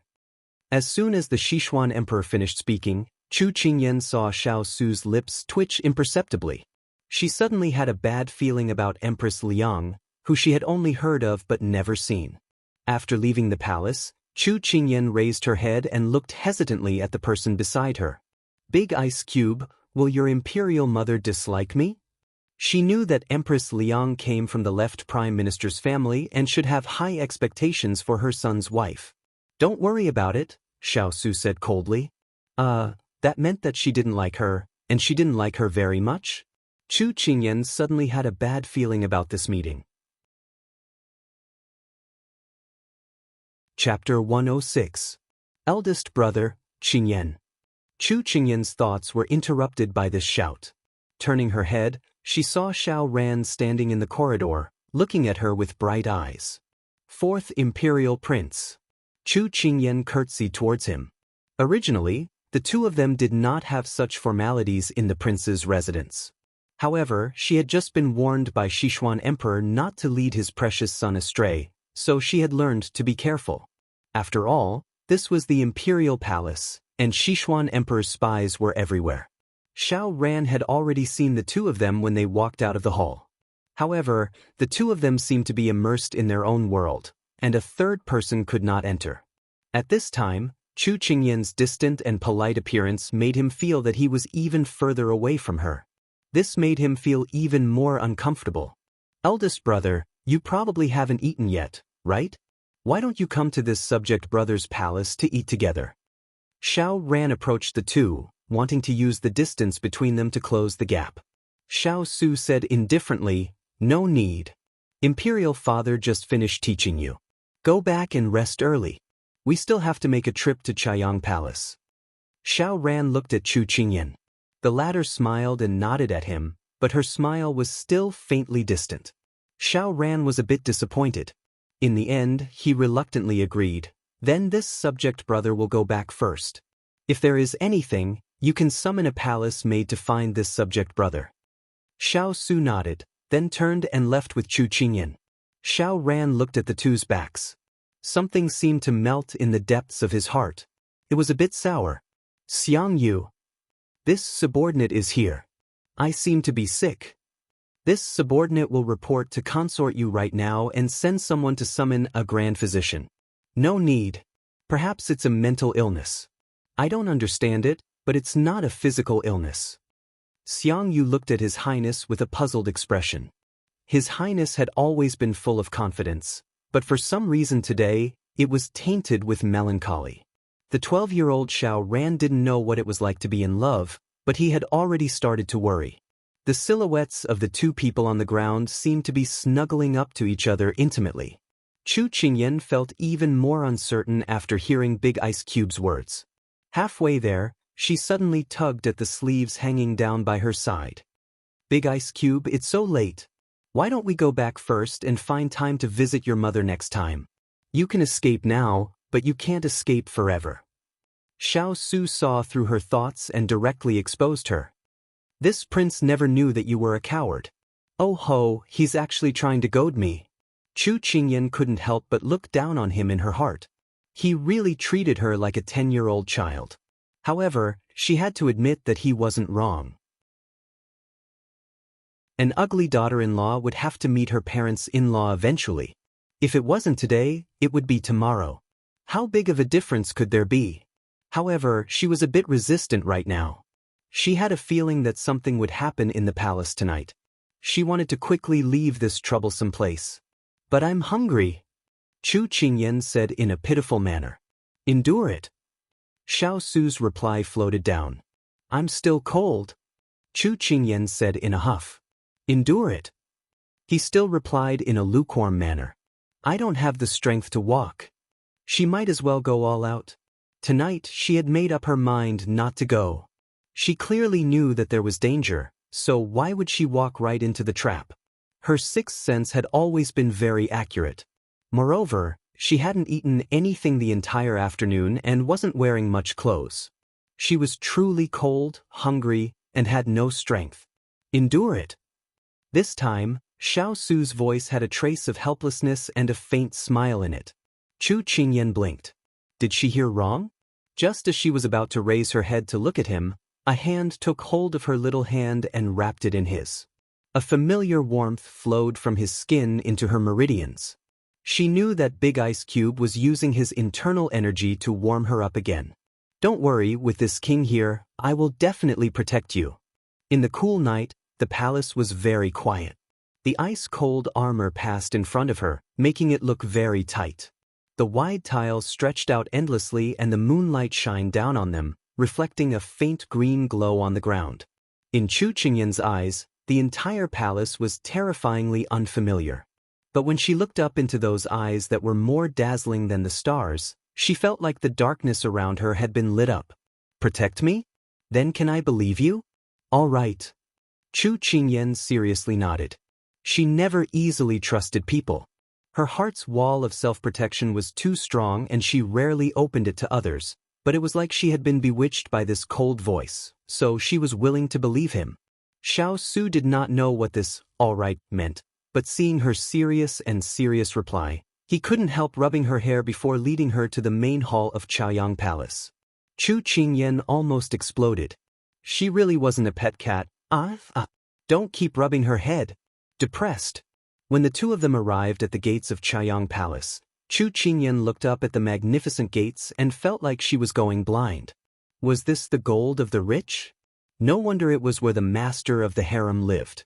The palace maid standing at the gates welcomed the two of them in. When they arrived at the gates of the inner hall, Luo Yun was already standing there. She leaned slightly to greet Xiao Su. Greetings to His Royal Highness. No need for formalities. Xiao Su raised his hand and then asked, Is my muhu resting? Luo Yun glanced at Chu Qingyan, who was silently standing next to His Highness, and then said, The Empress knew that your Highness was coming and was originally very happy, but when she heard that you brought... Luo Yun paused and then continued with tacit understanding, So the Empress said to ask you to go back. She doesn't want to see other people. When Chu Qingyan heard this, she wanted to laugh. She felt that power, status, and wealth were sometimes very important. It was so important that people could immediately judge the likability of people they had never met. It was very unfortunate that she had been slapped to death on the beach at the first opportunity. And the palace maids had purposely ignored her. But the slight tightening of her hand made her smile knowingly. Xiao Su frowned. His muhu never left any leeway when she spoke, so he said without hesitation, Then this Wang will bring Qingyan to see you another time. Luo Yun stilled. She thought that the Empress' meaning was clear enough, but she didn't think that Xiao Su would still do as he pleased and bring Chu Qingyan to see Nyang Yang at another time. It was during this time that Xiao Su led Chu Qingyan out of Chaoyang Palace without hesitation. The journey was silent. Xiao Su wasn't used to her silence. Angry? Hearing this, Chu Qingyan pulled herself out of her thoughts and said mischievously, If I say I'm angry, what will you do? If I say I'm not angry, what will you do? If you're angry, endure it. If you're not angry, it's fine. Chu Qingyan couldn't help being amused. She pretended to be angry as she said, Hey, I'm at a disadvantage like this. You don't know how to comfort people at all. Isn't this Wang by your side the best comfort? A tone that said, Don't you dare say no. Chu Qingyan couldn't help laughing. It was like the big ice block had been dyed with smoke and fire by her. Just as she was about to say something, a eunuch walked over. Greetings to His Royal Highness. Her Highness Consort Yu invites you in. Chapter 107. Her Highness Consort Yu? Chu Qingyan subconsciously looked towards Xiao Su. Wasn't this Xiao Ran's mother? Why did she suddenly summon them? What did Consort Yu say? Xiao Su couldn't help but frown. Her Highness heard that His Royal Highness brought Miss Chu into the palace, so she wants to see her. The eunuch respectfully replied. Xiao Su's eyes were a bit cold. Lead the way. Yes, this way please. The eunuch immediately stepped aside, then bent down and pointed towards the main road behind him. Chu Qingyan followed Xiao Su and slowly walked in the opposite direction of where they came from. The bad feeling in her heart grew stronger and stronger. She couldn't help but suspect that her sixth sense came from Consort Yu, who she had never met before, and not from Empress Liang, who had rejected them at the door. If you're hungry, endure it for now. When we go back, I'll have Huang Yi prepare your favorite dishes. Xiao Su noticed that the expression of the person beside him was a bit ugly. He knew that she was already impatient and wanted to leave the palace, so he couldn't help but comfort her. As soon as Xiao Su spoke, the eunuch leading the way felt a chill run down his spine. Did he mishear? Did that gentle voice just now come from the mouth of Sichuan's coldest and most ruthless lord? Was he hearing things? Chu Qingyan shook her head. Just now, the big ice cube had promised to protect her. She had always doubted people and never doubted people. The big ice cube gave her a strong sense of security that made her believe him without a doubt. When I go back, I can eat many bowls of rice.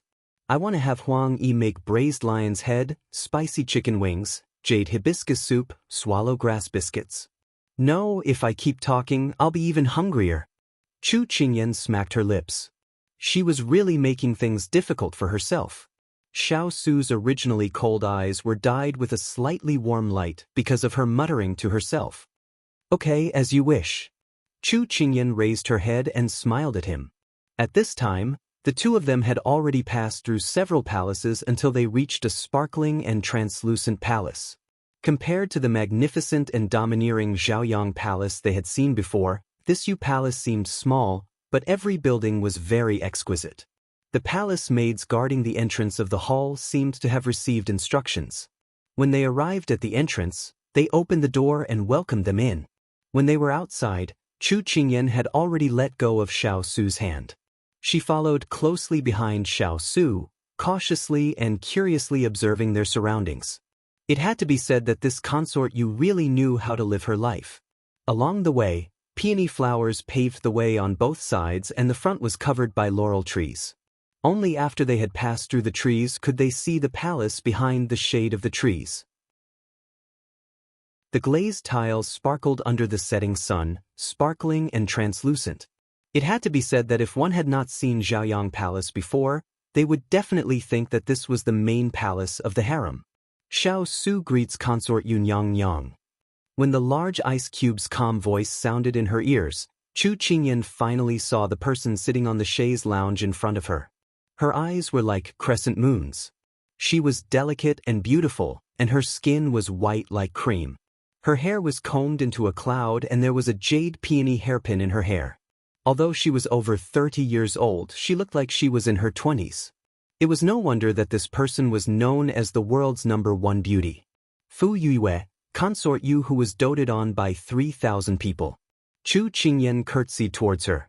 Consort Yun Yang Yang, may I wish you good luck? Su, is too polite. Is this the Chu family's little girl? She really looks like the water spirit. Consort Yu had already noticed Chu Qingyan when she entered the hall. Although she was young, her eyes were like water. Although she was young, her beauty had already begun to show. This made consort Yu jealous. If she was 10 years younger, her skin would definitely be more lustrous and white than it was now. Perhaps it was because women understood women. When consort Yu said this, Chu Qingyan clearly felt a chill run down her spine. Consort Yun Yang Yang, this little girl is the Chu family's Qingyan. Consort Yu is worthy of being called the world's #1 beauty. Even Qingyan does not dare to raise her head and blaspheme your face. Chu Qingyan gracefully stepped forward and introduced herself. Since the big ice cube had already said that he would protect her, then she had nothing to be afraid of. She might as well be a little more generous and avoid being criticized. When consort Yu heard Chu Qingyan's words, she felt much happier. Who didn't like to hear praise? Moreover, it came from a 10-year-old child. She was young and not good at lying, so this proved that she was more sincere than those bootlickers. As a result, consort Yu's brows relaxed slightly. This little imp is quite clever. What a sweet mouth. Hurry and sit down. Try these bayberries that were sent from outside the palace and see if they're sweet. As consort Yu spoke, she gestured for the two of them to sit down. Then, a palace maid quickly brought over tea. Su, this consort heard that you brought Qingyan into the palace. This consort thought that if we missed this opportunity, it would be a long time before we could see Qingyan again. Thus, this consort summoned the two of you. I hope this didn't cause you any trouble. Consort Yu smiled as she spoke to Xiao Su. Xiao Su took a sip of tea and said indifferently. Perhaps it was because Xiao Su was always this cold and cheerless in front of them, so Consort Yu wasn't dissatisfied. She turned to Chu Qingyan and said, Qingyan, you're still young and don't understand many things. I don't think you've heard of the rules of the palace. If you have any questions in the future, you can come to the palace to find this consort. Chu Qingyan felt a little funny. Although Empress Liang didn't like her, when it came to teaching, it shouldn't be her turn. However, Chu Qingyan still agreed. Thank you, Consort Yu. Qingyan will remember this. Truly obedient and clever. A few days ago, this consort had the Ministry of Internal Affairs prepare a few sets of clothes suitable for you. This consort originally wanted to have someone send them to the King of England's Fu. Since you're here today, you can try them on. If they don't fit, this consort can have the Ministry of Internal Affairs directly change them. As she spoke, Consort Yu stood and pulled on Chu Qingyan's hand. She turned towards Xiao Su with a radiant smile and said, Su, I'll borrow your little princess. I'll return her to you later. Xiao Su glanced at Chu Qingyan. Chu Qingyan bit her lower lip and nodded at him. Although Xiao Su was a bit worried, he still nodded at Consort Yu. Thus, Consort Yu pulled her into the inner hall. Chu Qingyan obediently followed. Chu Qingyan thought that in the inner hall, this Consort Yu probably wouldn't so brazenly play any tricks. But when the palace maid handed over the clothes, Chu Qingyan clearly saw the hint of a smile on Consort Yu's lips. She couldn't help but furrow her brows. This is the bright moon jade that Ben Consort picked out for you. It suits your complexion very well. Consider it Ben Consort's gift to you. Consort Yu picked out one of the boxes that the palace maid handed over and handed it to her. Chu Qingyan reflexively wanted to refuse, but she couldn't refuse an elder's gift. She could only brace herself and give her thanks as she accepted it. But when the bright moon jade was in her hand, she suddenly felt her fingers go numb. She could only watch as it fell to the ground and broke into 2 pieces. This was something that His Imperial Majesty bestowed to Master. You actually broke it, cried a fierce-looking mama next to Consort Yu. Chu Qingyan's mind was instantly alarmed. She immediately turned to Consort Yu and explained, Your Highness Consort Yu, Qingyan didn't do it on purpose. Our Highness was kind enough to prepare clothes for you, but you were blinded by greed and stole Her Highness's head ornaments. As expected, you're from a small family and can't be seen in public. Imperial Concubine Yu's trusted palace maid, Jade Rabbit, angrily glared at Imperial Concubine Yu as she taunted her. Her ability to lie through her teeth was simply perfect.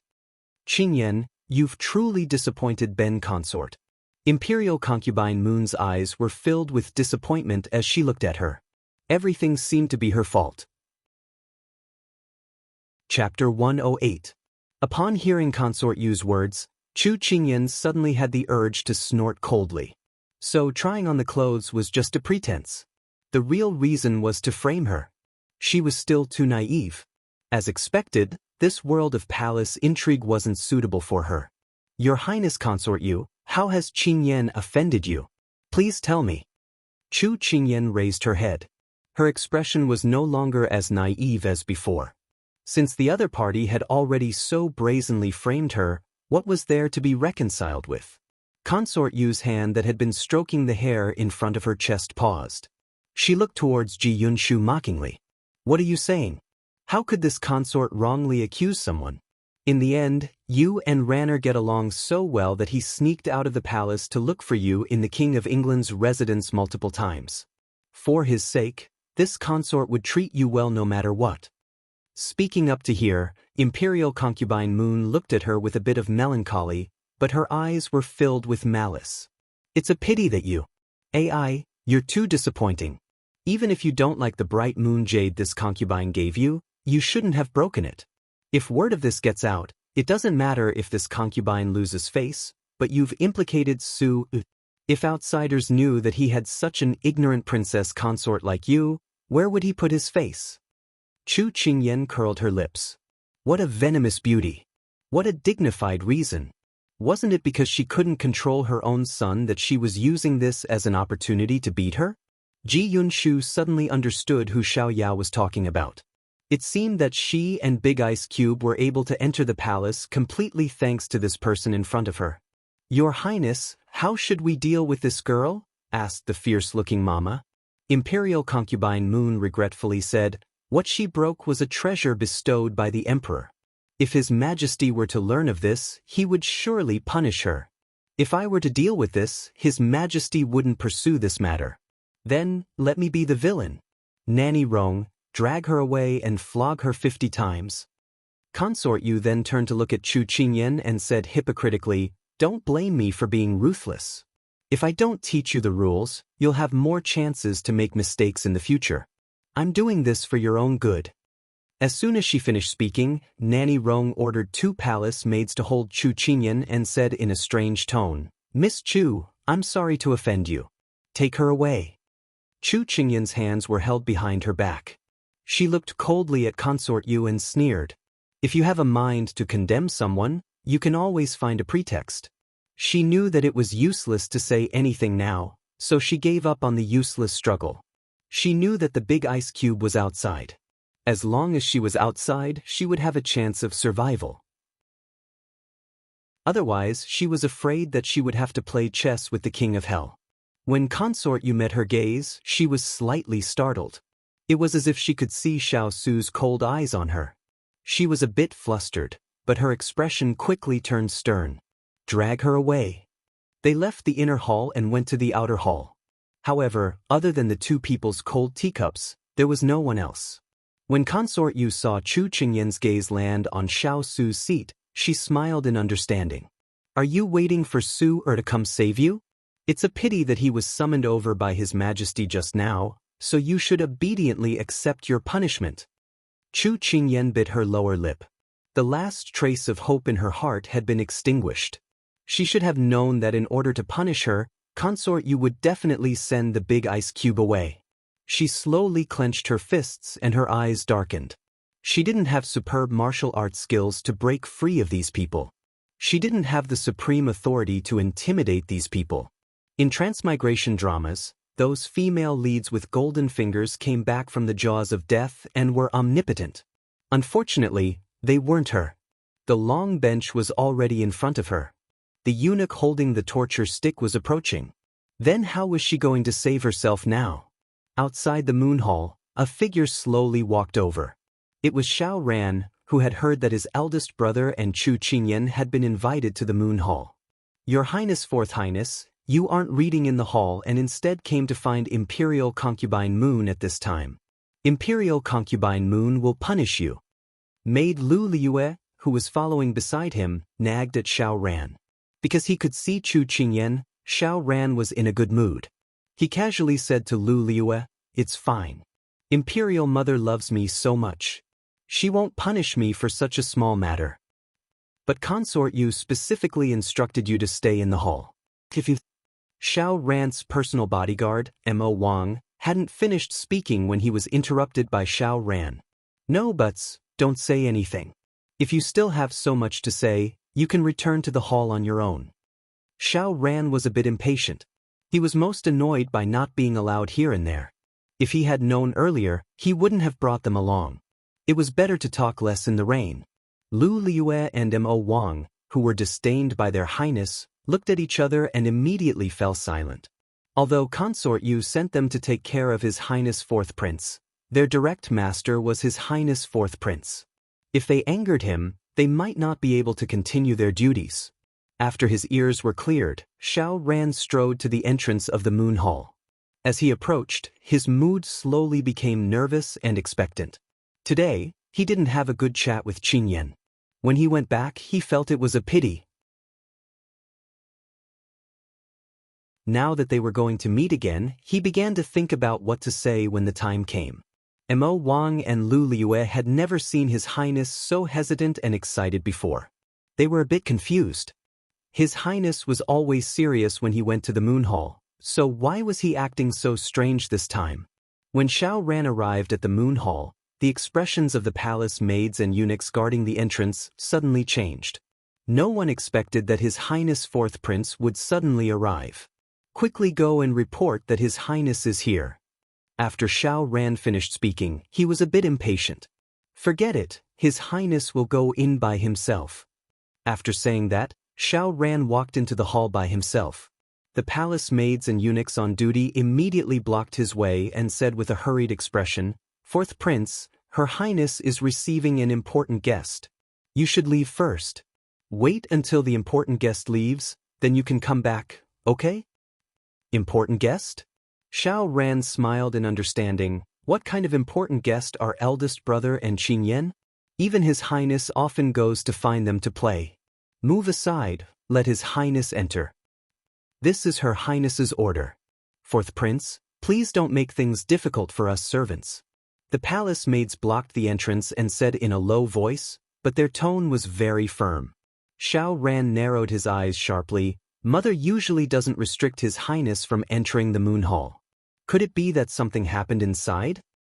The palace maids were momentarily speechless. His Highness Fourth Prince had always been smart, but they didn't expect him to see through it so quickly. Xiao Ran was originally probing with words, but the palace maid's reaction immediately made his face darken. As expected, he guessed correctly. Move aside, otherwise don't blame His Highness for being impolite. Xiao Ran ordered with a cold expression. The palace maids trembled and silently moved aside. Then, Xiao Ran strode past them and headed to the front of the hall. One of the palace maids immediately said to the person beside them, "Quickly go and report to Her Highness that His Highness Fourth Prince has entered the hall." Inside the imperial study, Xiao Su couldn't help but feel a trace of unease. He narrowed his eyes and looked in the direction of the moon hall.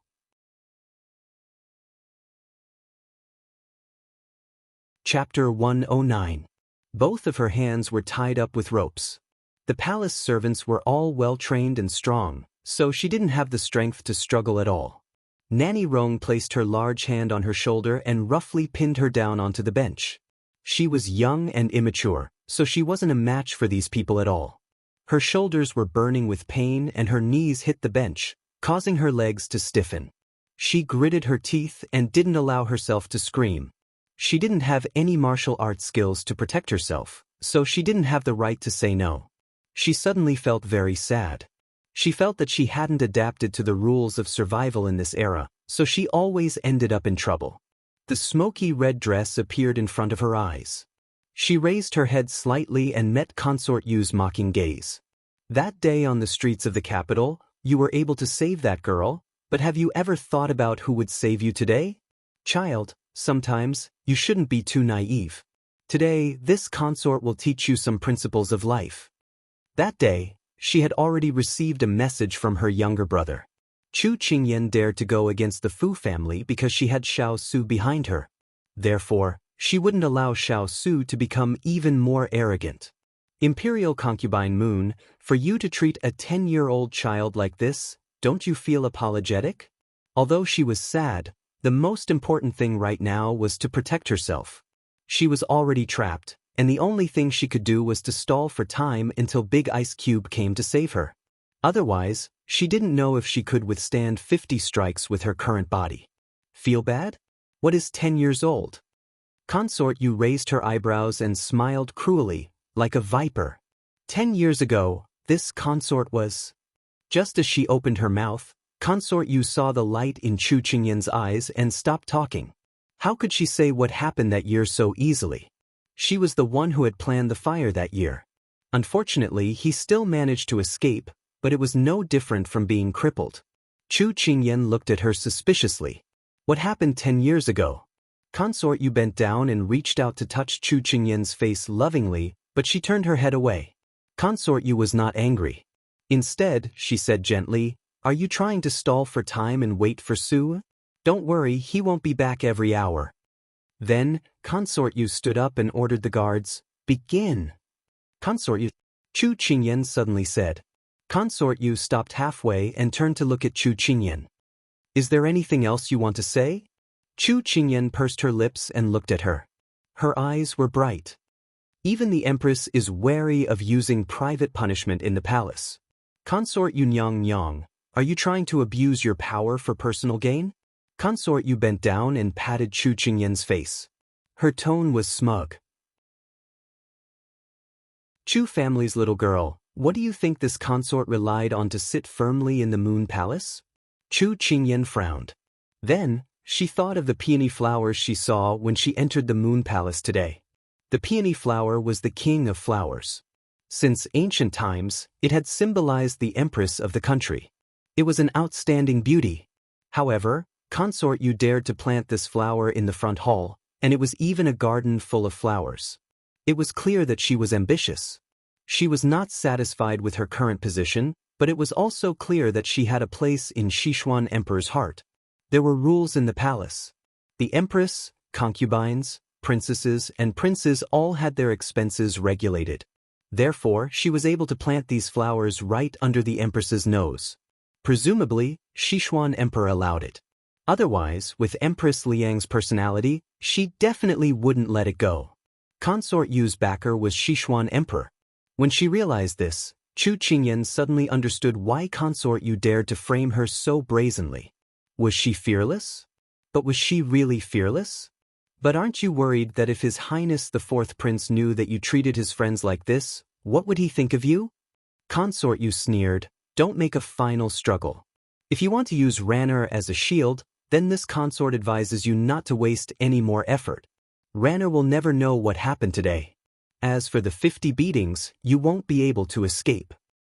Is that so? Consort Yu originally didn't want to take it seriously, but when she heard Consort Yu's determined tone, she couldn't help but frown. Then, she noticed that Consort Yu was looking past her and behind her. She immediately felt something and turned her head. The shocked expression of the person behind her immediately jumped into her eyes. Ranner? Consort Yu's beautiful face turned pale. Mu Fei, what are you doing? Xiao Ran pointed a trembling finger at Chu Qingyan. His voice was also trembling as if he couldn't believe what he was seeing. Imperial concubine mother is teaching her a lesson. She disobeyed her superiors and broke the treasure your imperial father bestowed, so Imperial concubine mother gave her a light punishment. Imperial concubine Moon's panic upon seeing her son was instantly put away, reversing black and white. Giving her a light punishment?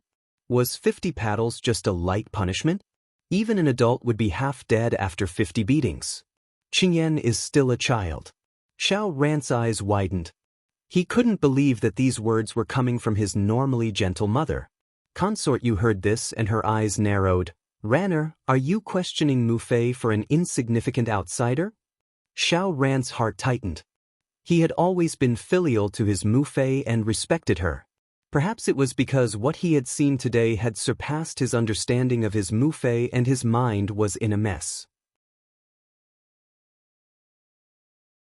Now that his Mu Fei had said this, he was afraid that his Mu Fei would be sad, so his tone immediately softened. Mu Fei, Qingyan isn't an outsider. She's Ai's friend. She's young and doesn't know any better, so can you be magnanimous and not bicker with her? The relationship between people was like a spring. If you were strong, they would be weak. If you were weak, they would be strong. So when Xiao Ran softened his tone, Consort Yu became firm. She thought of the news she had received before. It seemed like Chu Qingyan had really bewitched Ranner. Right now, Ranner was still young and couldn't tell. Once they grew up, no one knew what would happen in the future. She wouldn't allow Ranner to get involved with this lowly girl. So, she had to nip everything in the bud. A country has its laws and a family has its rules. Mu Fei can't make an exception for this matter. Consort Yu said firmly. Then she said to the person holding the weapon, start the execution.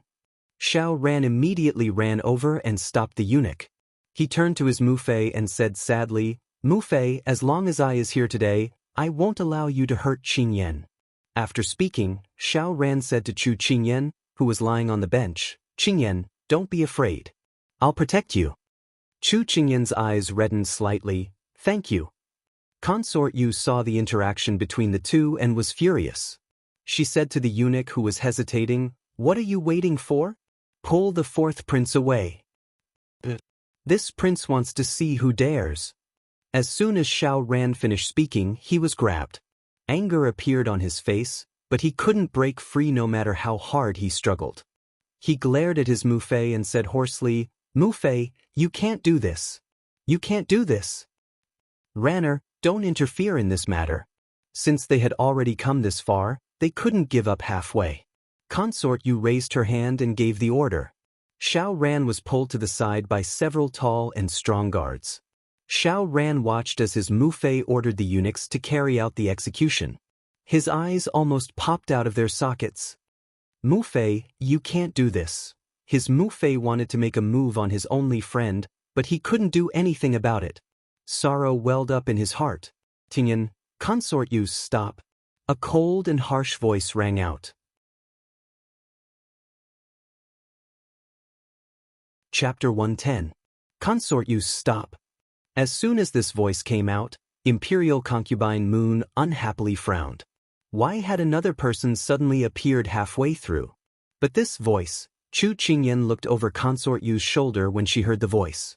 She saw a woman dressed in a palace robe embroidered with peonies. She was holding the hand of a nanny by her side as she slowly walked in. Her makeup was exquisite, and she had a pretty face. Her aura was graceful and luxurious, but her eyes were indifferent. Chu Qingyan seemed to see the shadow of the big ice cube in her. Could it be that this person was related to the big ice cube? Just as Chu Qingyan was pondering, Consort Yu turned around and saw the newcomer. Her expression changed slightly, but she quickly put on a gentle expression. So it's Sister Empress who has graced us with her presence. This younger sister didn't go out to greet you. These palace servants are really derelict in their duties. They didn't even inform me of your arrival. This younger sister will definitely teach them well later. Sister Empress? Chu Qingyan immediately realized that this person was the big ice cube's mother, Liang Yuan. She was the second daughter of the left prime minister of Sichuan, Liang Qingyu. No wonder she felt that this person was similar to the big ice cube.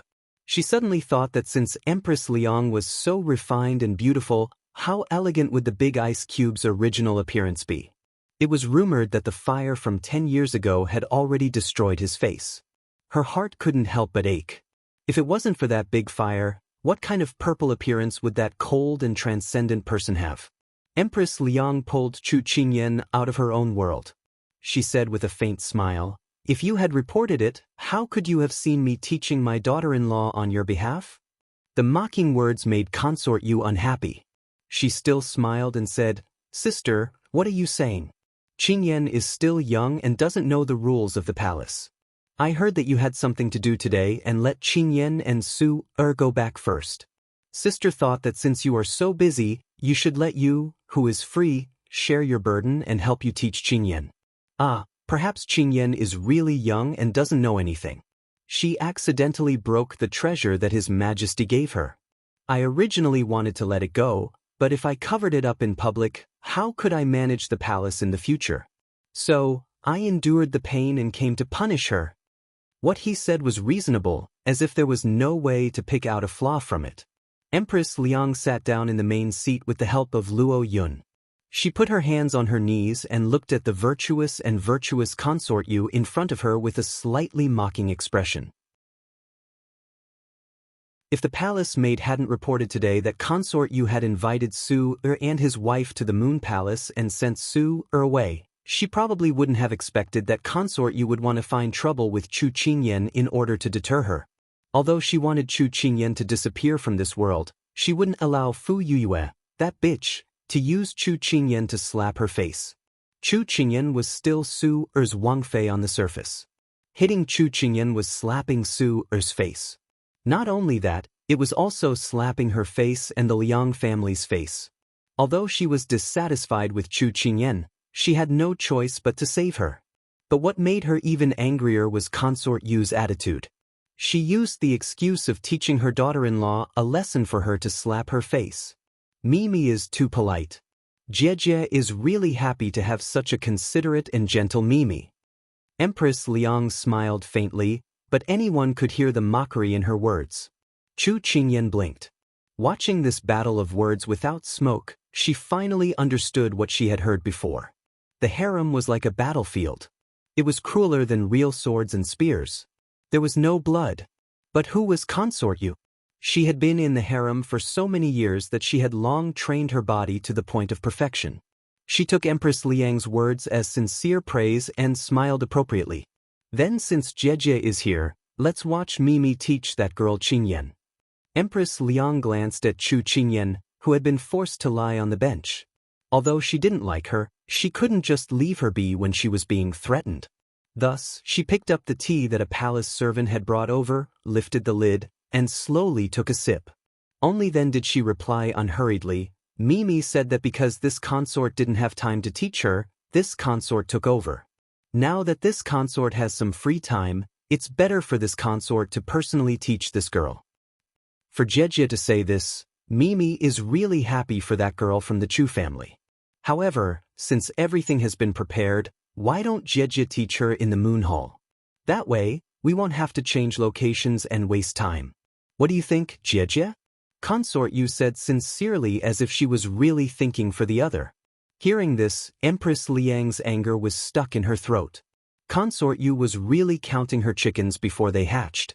If she taught Chu Qingyan a lesson in the Moon Hall, then if word got out that she had set up a private punishment and severely punished a little girl, who was her own daughter-in-law, not only would she be said to be vicious, most importantly, it would cause His Majesty to lose face. Because this daughter-in-law that had been bestowed by the emperor had been taught a lesson by her on her first visit to the palace, no matter what the rumors were, it would be disadvantageous to her. However, if she hadn't appeared, the matter of Consort Yu privately punishing Chu Qingyan wouldn't have caused any waves in His Majesty's eyes. His Majesty liked Consort Yu. No matter what Consort Yu did, His Majesty would do his best to exonerate her. On the other hand, if she did something, His Majesty would only think that she was vicious. This was the difference between her and Consort Yu. Empress Liang thought of the suffering she had suffered at Consort Yu's hands these past few years, and the veins on the back of her hands popped out. Seeing this, Luo Yun knew that her mistress had been successfully angered by Consort Yu. She knew that things weren't going well and immediately reminded her in a low voice, "Nyang Nyang, is the tea too hot? Do you want this servant to have someone change it?" The implication was that one mustn't get angry at a time like this. When Empress Liang heard this, she restrained her expression. She was almost angered by Consort Yu again. The veins on her hands faintly disappeared. She then looked indifferently at Chu Qingyan, who had been quietly lying down since she appeared. At least this girl wasn't so noisy. Her dislike for her lessened a little. She then said to Consort Yu, "No need. Mimi is a lovely person who likes peace and quiet. Shouting and killing doesn't suit you, so it's better for this consort to bring this girl back." On the side, Xiao Ran had been nervously listening to the two's conversation. When he heard Empress Liang say this, he was instantly overjoyed. Although Empress Liang was a vicious person, she was still eldest brother's Mufei. At the very least, she wouldn't be too cruel to Chu Qingyan. Moreover, he would have time to tell his eldest brother and have him save Qingyan. But Consort Yu was in a difficult position. "No buts. Mimi, rest early. This consort will be taking her away." Empress Liang didn't allow any explanation as she stood up. The people she had brought with her immediately untied Chu Qingyan's ropes and pulled Chu Qingyan up. Then they followed behind Empress Liang and left. "Your Highness, you're letting the Empress take that girl away just like that?" Her trusted palace maid, Jade Rabbit, asked in confusion. Consort Yu hooked her lips in a smile. This consort's original intention was to annoy the Empress. Since this consort's goal has been achieved, it doesn't matter whether we fight or not. The important thing was that she had slapped Liang Yuan. That was enough. "Rana, stop right there." Consort Yu immediately called out when she saw the figure walking towards the door from the corner of her eye.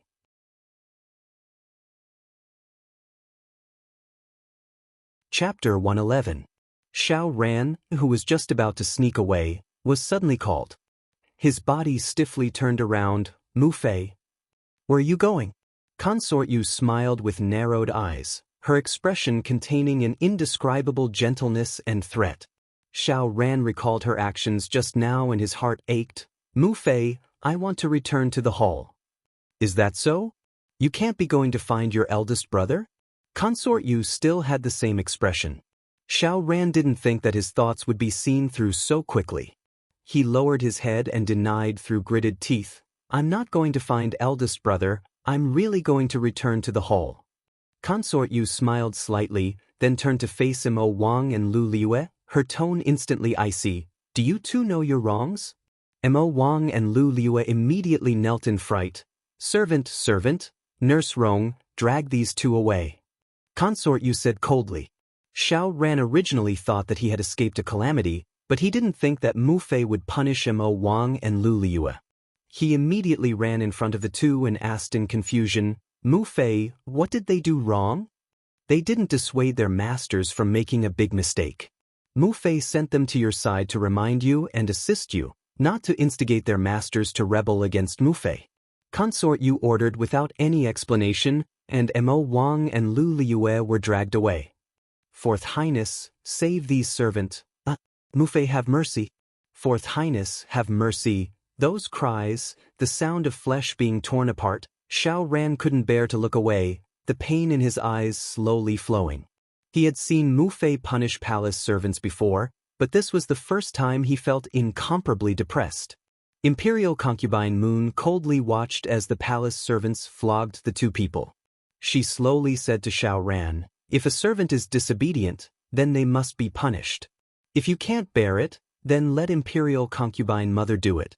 However, you must believe that Imperial Mother is doing this for your own good. The cries for mercy slowly died down. Xiao Ran responded numbly, Mu Fei, I understand. That night, when Xiao Ran walked out of the Moon Palace, he was followed by the new palace servants that his mother had bestowed upon him.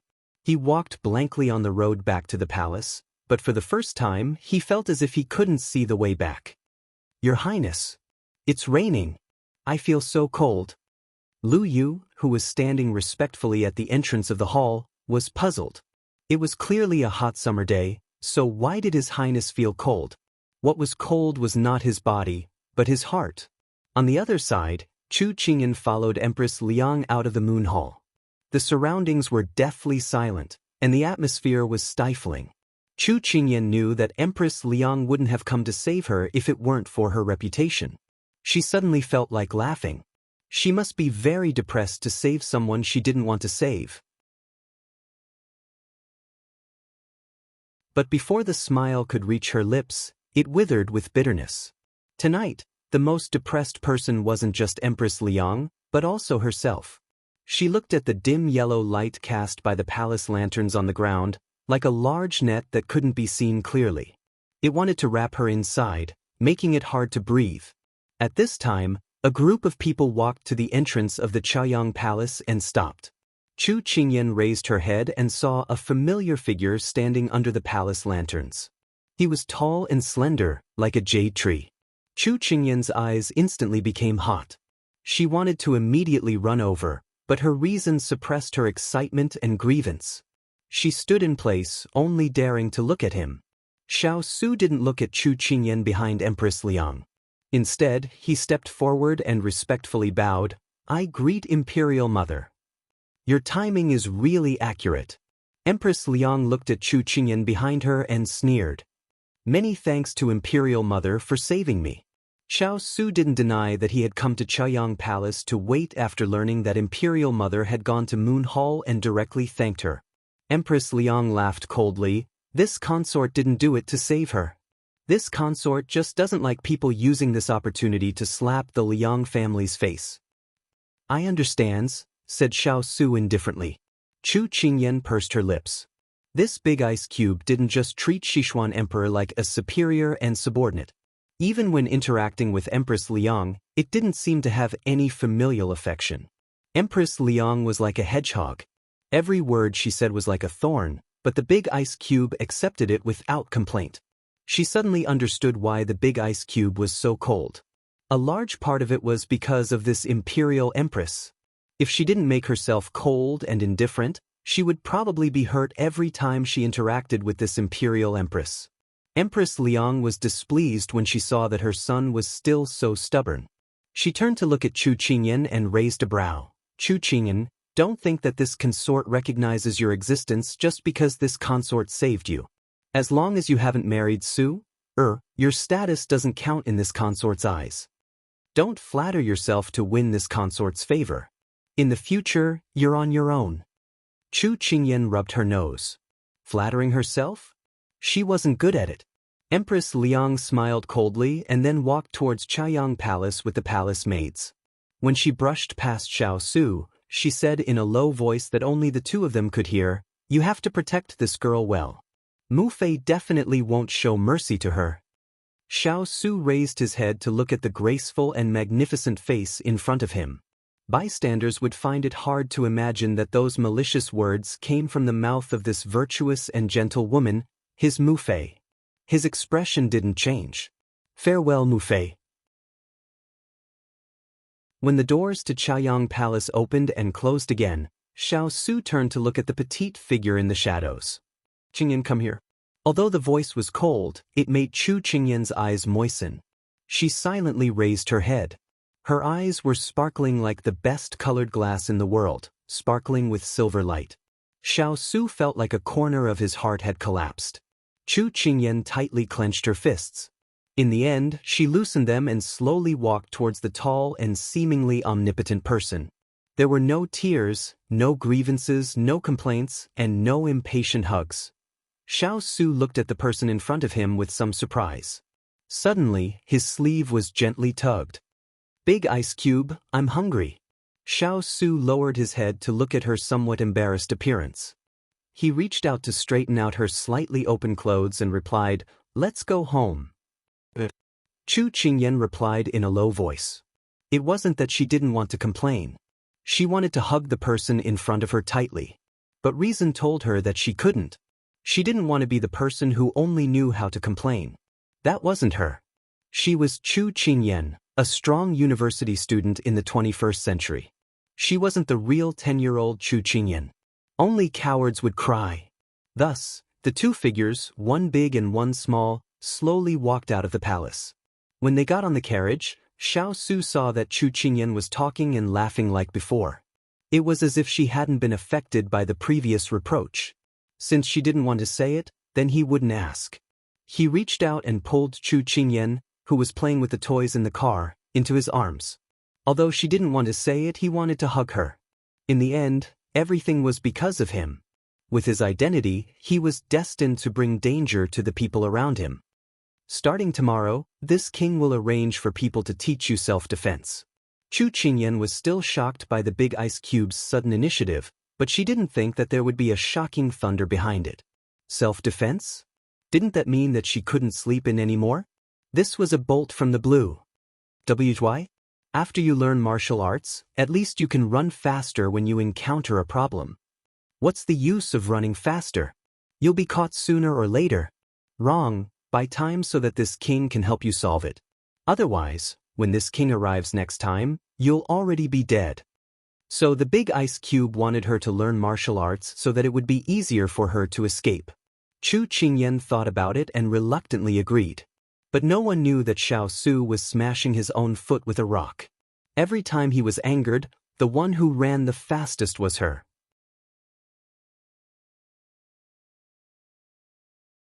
Chapter 112. After half a day of fright and apprehension, Chu Qingyan fell asleep in the carriage. When they got off the carriage, Xiao Su carried her down. Her body was as light as a feather. Xiao Su frowned and turned to walk into the Fu. White Tiger and the other servants who were respectfully waiting at the door saw their lord carrying Chu Qingyan and lowered their heads. They originally thought that their master was only interested in Chu Qingyan for a moment, but reality proved that they were wrong. "Lord, you're back." Hong Yi led everyone to welcome him, but when they met their lord's eyes, they all fell silent. They saw that Chu Qingyan was sleeping soundly in his arms, so they stopped what they were going to say and carefully retreated. When they arrived at Chu Qingyan's room, Xiao Su placed her on the bed. When his hand touched the thin brocade, his hand paused, and then he walked out of the room. "Lord, do you want to eat now?" Hong Yi was waiting outside the room. When she saw him come out, she asked softly. "Not for now," Xiao Su calmly replied. Then he thought of something. "Tell Lve to change Qingyan's bed. In the future, she will be responsible for all of Qingyan's living arrangements." Hong Yi was slightly surprised. Of the 7 servant girls who were originally Lord's personal servants, Huang Yi had already become Chu Qingyan's personal chef. Chu Qingyan was responsible for Chu Qingyan's brush, ink, paper, and inkstone. Huang Yi was pulled back to practice again. Now, even Lve was responsible for Chu Qingyan's living arrangements. Huang Yi didn't know when she would have to listen to Chu Qingyan's orders in the future. The 7 servant girls would also have a new master. But the well-trained Huang Yi quickly responded. All of these changes caught her off guard, but she still had to follow orders. After giving his orders, Xiao Su walked to the study. The fire spirit Turin hiding in the darkness appeared behind him. But the two bowed in unison. How is the investigation going? Xiao Su did not stop and slowly walked forward. It was Fu Wen who sent someone to tell Consort Yu about the young princess. Adding on the fact that the 4th prince often comes to the Wang Fu, Consort Yu thought that you were misleading the 4th prince, so she wanted to start with the young princess. The fire spirit slowly said. Xiao Su faintly. Lord, what should this subordinate do? Hua Ling was rubbing his palms together and couldn't hold himself back anymore. Although he still didn't quite approve of Chu Qingyan's status as the little princess consort, Xiao Lai's men were all protective of their own people. He had already automatically taken Chu Qingyan into his camp. Now that one of his own was being bullied, how could he take this lying down? Although Turin didn't say anything, he clearly had the same thoughts as Hua Ling. Do whatever you want, as long as you don't kill anyone. He always trusted his subordinates. Understood. Hua Ling revealed his eerie white teeth. Fu Wenlai? Wait for this prince. Halfway through, Xiao Su spoke. From now on, you two will be responsible for teaching Qingyan martial arts. What? Teaching martial arts? Turin and Hua Ling's eyes twitched. With the young princess' small body, how could she endure the cruel training methods of Xiao Lai cavalry? Wang, Lord, you aren't joking, right? Hua Ling dug his ears in disbelief. Xiao Su faintly glanced at him. Does this king look like someone who would joke? Hua Ling instantly lowered his head. No. There are no weak soldiers under a strong general. It's time for her to learn how to protect herself. Xiao Su's eyes darkened as he looked at the crescent moon in the sky. Sometimes when he wasn't by her side, if she didn't even have the ability to protect herself, then she would be eaten up sooner or later. Today's matter was a warning. Hua Ling rolled his eyes and then poked Turin beside him. I'm going to teach that brat from the Fu family a lesson.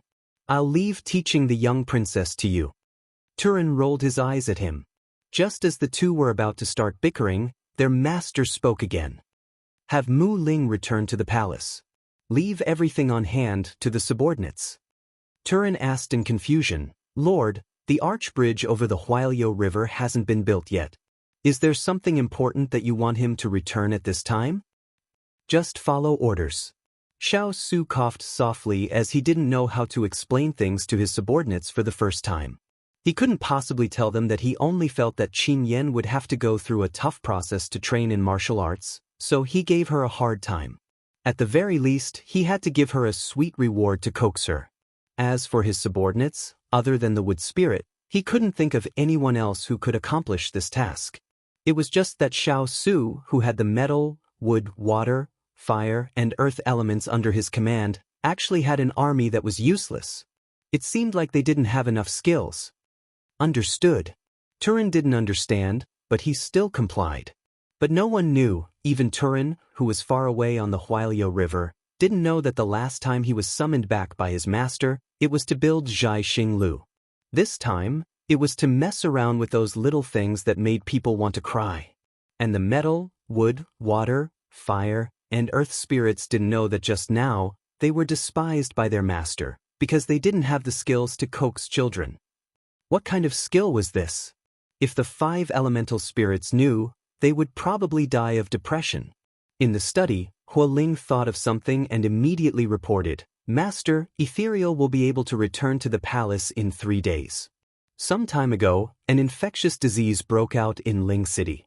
The imperial court was helpless, so he secretly sent Ethereal to investigate.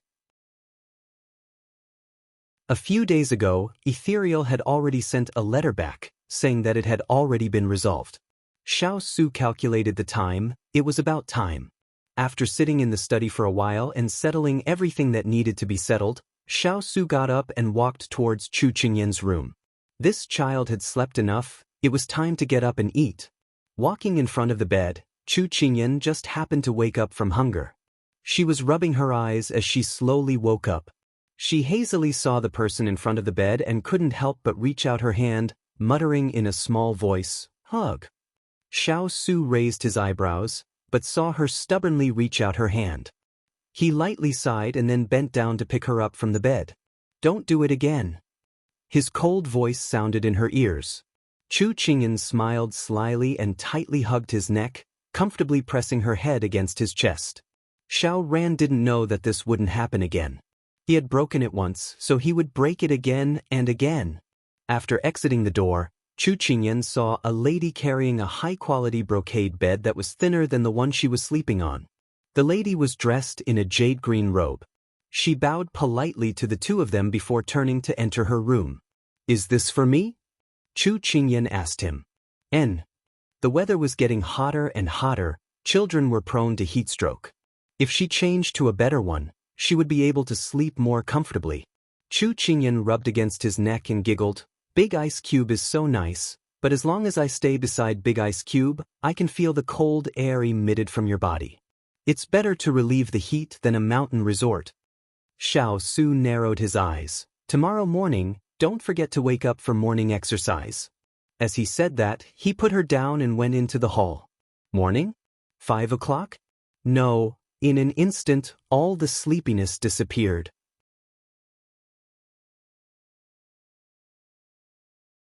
Chapter 113.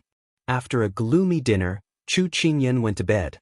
She didn't know if Big Ice Cube was telling the truth. 5 o'clock? Was it dawn? With a stomach full of anxiety, Chu Qingyan fell into a deep sleep. As soon as the sun rose, there was already a person standing at the door. It was Turin, dressed in black. He frowned and looked at the closed door and Xining, who was standing at the door and didn't know what to do. "Has your master woken up?"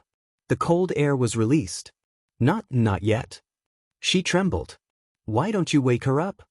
The cold air was released. Why?" She trembled. Turin endured. "Lord asked me to teach your master martial arts. Don't talk nonsense. Wake her up." Xining looked at him timidly and turned to push the door open. Only then did she spit out the word from her throat, "Fierce." Turin's ears were sensitive. Hearing this, the veins on his forehead bulged. Okay, he endured. For the task given by his master. Feeling the cold air outside getting worse, Xining immediately slipped into the room and walked quickly to her master. At this moment, Chu Qingyan was sleeping soundly. Suddenly, someone called out to her. In her daze, she seemed to have returned to the time when she had just entered the King Manor. Big Ice Cube had tortured her to wake up for breakfast. She immediately waved her hand and said, "Big Ice Cube, I'm not eating." "Master, it's not Ice Cube. Lord Turin is waiting for you to practice martial arts outside." Xining immediately explained. "Turin? Practice martial arts?" Chu Qingyan subconsciously shivered and opened her eyes unwillingly. Turin, who was outside, saw that the person inside still didn't come out. He was unwilling to be the teacher of a little girl. He immediately said impatiently, "Little princess consort, Lord asked me to teach you martial arts. Please don't delay." She didn't expect that Big Ice Cube would ask Turin to teach her. Although she was still sleepy, she still got up after thinking about it. After all, Big Ice Cube did it for her own good. After washing up, Chu Qingyan went out and bumped into Turin. "Sorry to trouble you, Turin." She yawned and said to him. Turin glanced at her. "You're late by half an hour. The training will be extended by an hour." Chu Qingyan immediately stopped yawning. She was no longer sleepy. She widened her eyes as she watched the person in front of her walk away. Another half an hour? How long would the training be? Chu Qingyan quickly caught up with the person in front of her. After turning left and right, she arrived at a spacious courtyard. There was a stone table and several stone chairs in the courtyard. There was an incense burner on the table and several unlit incense sticks on the table. There was a basin of water on the stone chair. Chu Qingyan was confused. Was he going to take a bath and burn incense? Turin walked in front of her and said coldly, "It's an awkward stage for you to practice martial arts at your age. Because your bones are almost fully grown, you can't reshape them. But Master wants you to have the ability to protect yourself. So we can only try our best." Dead horse? Chu Qingyan blushed with shame. "Dear, can you change the metaphor? Stand at attention." Turin saw that she obeyed and said slowly, "You have to stand on the pole for 3 years. If you want to learn how to fight, you have to do the horse stance. If you want to learn the first step, you have to learn the horse stance. Look carefully." Turin opened his legs in front of her and said, "Open your legs and see the length of 3 feet. Then squat down slowly with your knees facing outwards, but not more than the distance between your toes. Straighten your back and chest and put your hands on your waist. Can you do it?" Chu Qingyan nodded. Then she imitated him and got into a horse stance. However, the moment she got into the stance, the earth spirit produced a bamboo stick out of nowhere and hit her right leg. "Keep it in. Why is it so wide?" When the bamboo stick hit her leg, she didn't feel anything at first, but after a while, she felt a burning pain. It was her first time learning martial arts, so it was normal to make mistakes. But who would have thought that Turin didn't give her a chance to correct and hit her with the bamboo stick?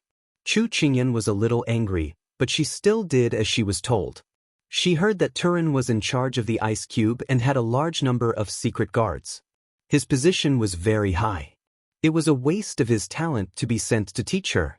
She had nothing to complain about. In just a short quarter of an hour, her back was aching, and the back of her hands, waist, and calves had been hit no less than 10 times. "Sir Turin, let's talk nicely. You can't treat Master like this."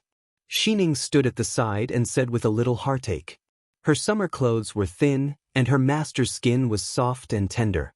How could she withstand his whip again and again?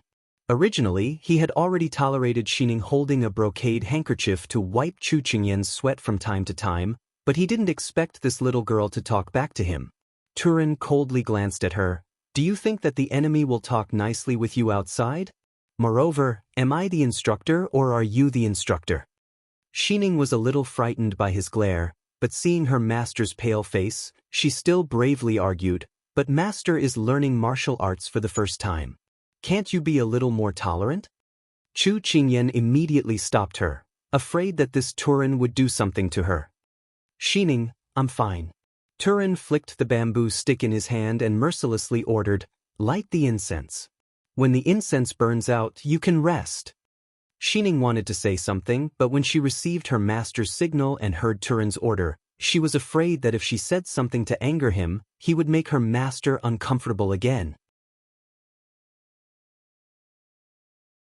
After the order was given, a black-clothed person suddenly appeared by the stone table.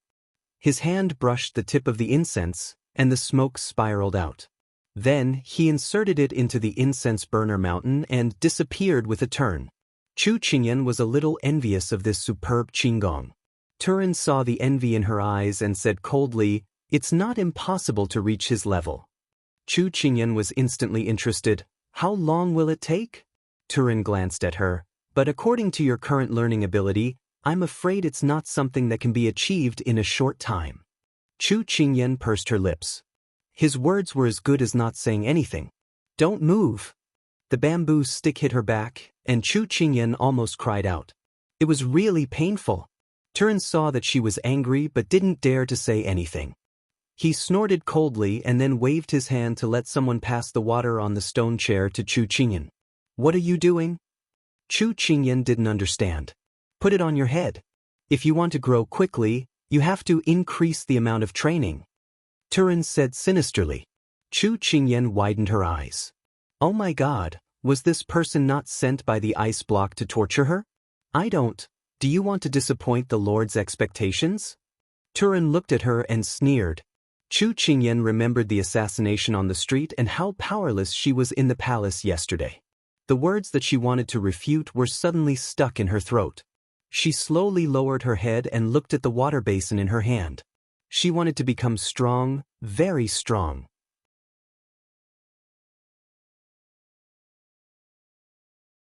Chapter 114. Turin originally wanted to wait for her to get angry so that he could take advantage of the situation and resign from this mission to his master. But when he saw her silently raise the water basin above her head and grit her teeth to persist, he was slightly surprised. He didn't think that she could actually endure his difficulties. Turin's impression of her changed slightly. He then slowly walked around her with his hands behind his back. He ignored her legs that were trembling slightly, ignored her pale face and her tightly closed lips. He slowly shook the bamboo stick, whether or not he was pointing it out to her, but his strength was no longer that obvious. When the incense stick burned out, Xining glared at Turin with hatred. Then she immediately ran over to help her master take the water basin down. Her pent-up anger was released at this time. She collapsed on the ground. Xining hurriedly went to help her. "Master, are you okay?" Xining asked worriedly. "I'm fine." Chu Qingyan looked at Turin, who was standing with his hands behind his back, and said through gritted teeth. Although she felt that her entire body didn't belong to her, she still needed to have a backbone. She didn't want to be looked down upon by others, and she didn't want to. Turin looked at her. "You still need to run in the evening. I hope that Xiao Wangfei will be there on time." After saying this, Turin leisurely left. Xining made a face at Turin's back and said indignantly, "So hateful. He actually treats master like this. He doesn't know how to be gentle with women at all. A strict teacher produces a fine student. Come, help me up." Chu Qingyan comforted. Xining looked at her master, who was staggering. She couldn't help but feel sad. If she had the chance, she would definitely make Turin pay the price.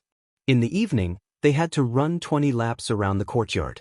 Chu Qingyan refused at first, but when she saw Turin's expression that said he already knew, Chu Qingyan braced herself and ran down. When she returned to the room, she was lying on the bed. Even when Huang Yi made her favorite dishes, she didn't have the strength to get up. When Xiao Su came back from outside, he received a report from the servants.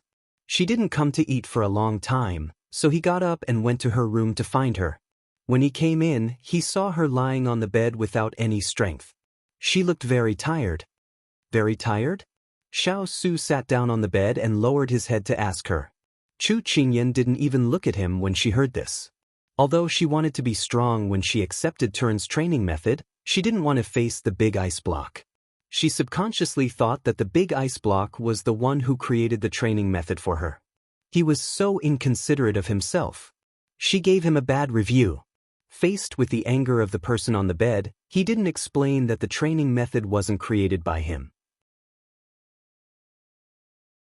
He raised his hand and wanted to tidy up the hair on her forehead, but she turned her head to avoid him. Xiao Su hooked his lips at her childish behavior. He stood up and spoke to the person who was pretending to be dead on the bed. The 5 cavalry masters of metal, wood, water, fire, and earth were brought up by this prince. During their first training, they couldn't even walk. They had to stay in the horse stance for an entire day and night. Even if they ran, they wouldn't stop until they were completely exhausted. Chu Qingyan slowly opened her eyes and looked at him. Wasn't that kind of training too cruel? Cruel? This king was also like this in the past. If you weren't cruel to yourself, then you could only let the enemy be cruel to you. Comparing the two, which one would you rather choose? Xiao Su's eyes calmly looked at the young girl in front of him. He could give her a carefree life. He could also give her a life of luxury, but he couldn't guarantee that when he wasn't around he could protect her. In his life, there was no what if. Were there only 2 choices? But, she muttered. There are no buts, Qingyan. Xiao Su's gaze was fixed on her. You have already entered the game, so I can't tolerate you. By this king's side, even if you have to go through a mountain of blades and a sea of flames, as long as you don't take off this identity, then you will have to endure the storms of the imperial power with this king. The person in front of her had eyes as deep as a sea of stars. She seemed to be able to understand a lot from his eyes, but it also seemed like there were many things that she couldn't understand, but the only thing she was certain of was that the big ice block was right. If she didn't work hard, then no one would be strong for her. Taking a deep breath, Chu Qingyan revealed a calm smile. Actually, it wasn't that she didn't want to learn martial arts, but she was used to being spoiled by the big ice block. Now that he suddenly became strict with her, She was a bit uncomfortable. Big ice block, I'm hungry, but I can't walk. She pouted. Seeing her admit defeat, Xiao Su's brows relaxed. Actually, he had already planned it out. If she cried or didn't want to learn, he would immediately order Turin not to teach her anymore. But when she tacitly agreed and no longer cared about learning martial arts, he suddenly let out a sigh of relief. Actually, in his heart, he also hoped that she could have the ability to protect herself. He turned around and ordered people to bring dinner into the room. A small table was placed on her bed, and on it were various warm dishes. Chu Qingyan blinked, and said softly to the person beside her who was serving soup, "Big ice block, I can't lift my hand. Can you feed me?" Xiao Su looked at her for a moment, then took her bowl, picked up the food and scooped the rice to her mouth, and teased, "You're delicate like this." Chu Qingyan opened her mouth and took the rice, then said incoherently, "This isn't delicate, this is compensation. Who told your subordinate to abuse me? I can only get back my face from you, the master." Seeing her wolfing down the food, Xiao Su decided not to discourage her. Actually, it wasn't that she was delicate. She had been holding the basin for the whole morning, and her hands were really sore. But it would be a lie to say that she didn't even have the strength to hold a spoon. It was just that she missed the time when she was poisoned, and the big ice block fed her food. And it had to be said that Xiao Su's feeding skills had greatly improved. It was no longer as inexperienced as before, and now he was as proficient as his own military strategy. The bowl of rice was finished in a short while. Seeing the person in front of him smacking her lips and wanting another bowl, Xiao Su felt that it was right to let her practice martial arts. At least her small body could be trained to be strong. After eating, Chu Qingyan was already beginning to feel sleepy. Xiao Su frowned when he saw this. "It's not good for your body to sleep after eating." Chu Qingyan yawned. Mischievously, she shifted her legs and placed them on his lap. Then, "Can you give me a massage?" It was as if she would go to sleep if he didn't massage her. This was the first time someone had so brazenly asked him to serve her. Xiao Su wanted to scold her, but in the end he was defeated by her tired expression. He had never served anyone before, but people who practiced martial arts were very familiar with acupuncture points. So he raised his hand to massage her acupuncture points, helping her unclog her blood vessels. Chu Qingyan originally wanted to play, but she didn't think that the big ice cube would really do it. She wanted to tease him a bit, but in the end she lost to him. When Xiao Su stopped, the person next to him had already fallen asleep on his shoulder. After gently laying her down and covering her with a quilt, Xiao Su left the room. Turin appeared at the door. "Add another 100 laps." Yes. No one knew why Turin was punished that day. When Hua Ling went to watch Turin run while gnawing on the corn cob, he curiously threw this question to Turin. Turin said a tongue twister that confused Hua Ling. "Perhaps Master felt that I was making things difficult for the little princess, but also felt that my difficulties were beneficial to the little princess." But his heart ached for the little princess, but he couldn't stop this training method, so he could only punish me. After Hua Ling figured it out, the corn cob in his mouth fell to the ground. What the hell? He would stay away from the little princess in the future, even farther away. It was decided like this.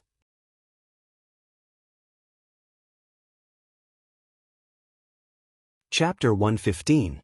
It had to be said that although Turin's training methods were somewhat harsh, the results were undoubtedly very fast.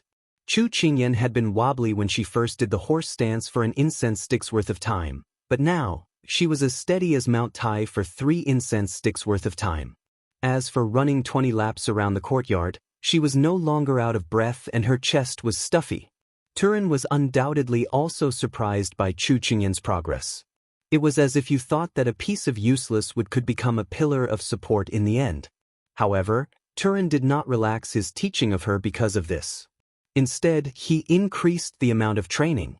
Although Chu Qingyan complained that he was so strict, no matter what he said, she did it without any complaints in her heart. She knew that if she wanted to get something, she had to put in some effort. It was just that the training became very difficult because of Turin's method. Running around the courtyard with sandbags on her legs was much more strenuous than running without any weights. On this day, When Chu Qingyan was struggling to walk with 5 pounds of sandbags tied to her legs, the door of the King of England's residence welcomed the cheerful Chu Qingyan's father. "Hey, watering the flowers?" Chu Qingyan's father waved at servant A. When servant A saw that it was him, he immediately opened his hands to protect the precious flowers and said with a trembling voice, "Chu, Master Chu." Chu Qingyan's father pursed his lips. Didn't he just pluck a few flowers from him last time? How stingy! "Hello, are you cleaning the windows?" Chu Qingyan's father greeted servant B. When servant B saw that it was him, he immediately straightened his clothes and said with a trembling voice, "Chu, Master Chu, this servant has no more candy." Chu Qingyan's father pursed his lips. Didn't he just take a few pieces of candy from him last time? How stingy! Chu Qingyan's father continued to walk forward. When the servants saw him, those who could avoid him avoided him, and those who couldn't, stood still in fear and trepidation. Each and every one of them received Chu Qingyan's gaze. If you were curious as to why Chu Machen's father was so frightening in the eyes of the servants in the King of England's mansion, you could ask any servant and he might give you such an answer. Don't be fooled by Chu Machen's foolishness. He seems to be easy to bully. In fact, when he acts foolishly, he can be as deadly as a super typhoon. Seeing how flustered the servants were, Hualing guessed that the storm-like Father Chu had come again. As expected. "Hi, white impermanence. Speak of the devil." Hualing's body stiffened as he slowly turned around, only to see a long thing fall in front of him. He gave a loud cry and quickly jumped onto the tree closest to him. Father Chu rubbed his nose and shook the straw rope in his hand in confusion. He said to Hualing, who was hugging the tree, "Why are you running? This is just a rope." Hualing looked down and sure enough, it was a rope. He wanted to cry but no tears came out as he looked at the innocent Father Chu under the tree. His heart was filled with depression. "In-law, can you please stop scaring people? Your subordinate is too timid to be scared." "Kiss? Grandfather?" Father Chu knit his brows and took a few steps back. In front of Hualing's confused face, he said in a serious voice, "You're not allowed to kiss me. Only Dan Yang and Kai Kai can kiss me." Pang! Hualing fell from the tree. Father Chu's brain was really big. Hualing's heart was already tired from being tossed around. Father Chu rubbed the back of his head as Hualing fell to the ground. After thinking about it, he reluctantly handed the straw rope in his hand to Hualing. Kai Kai said that once bitten, twice shy. This is for you. If you often face things you're afraid of, you won't be afraid in the future. You have to bravely face things you're afraid of. White impermanence, I believe you can definitely do it.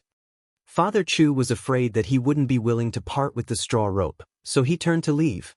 He didn't forget to turn around and encourage Hualing. "Good luck, moi."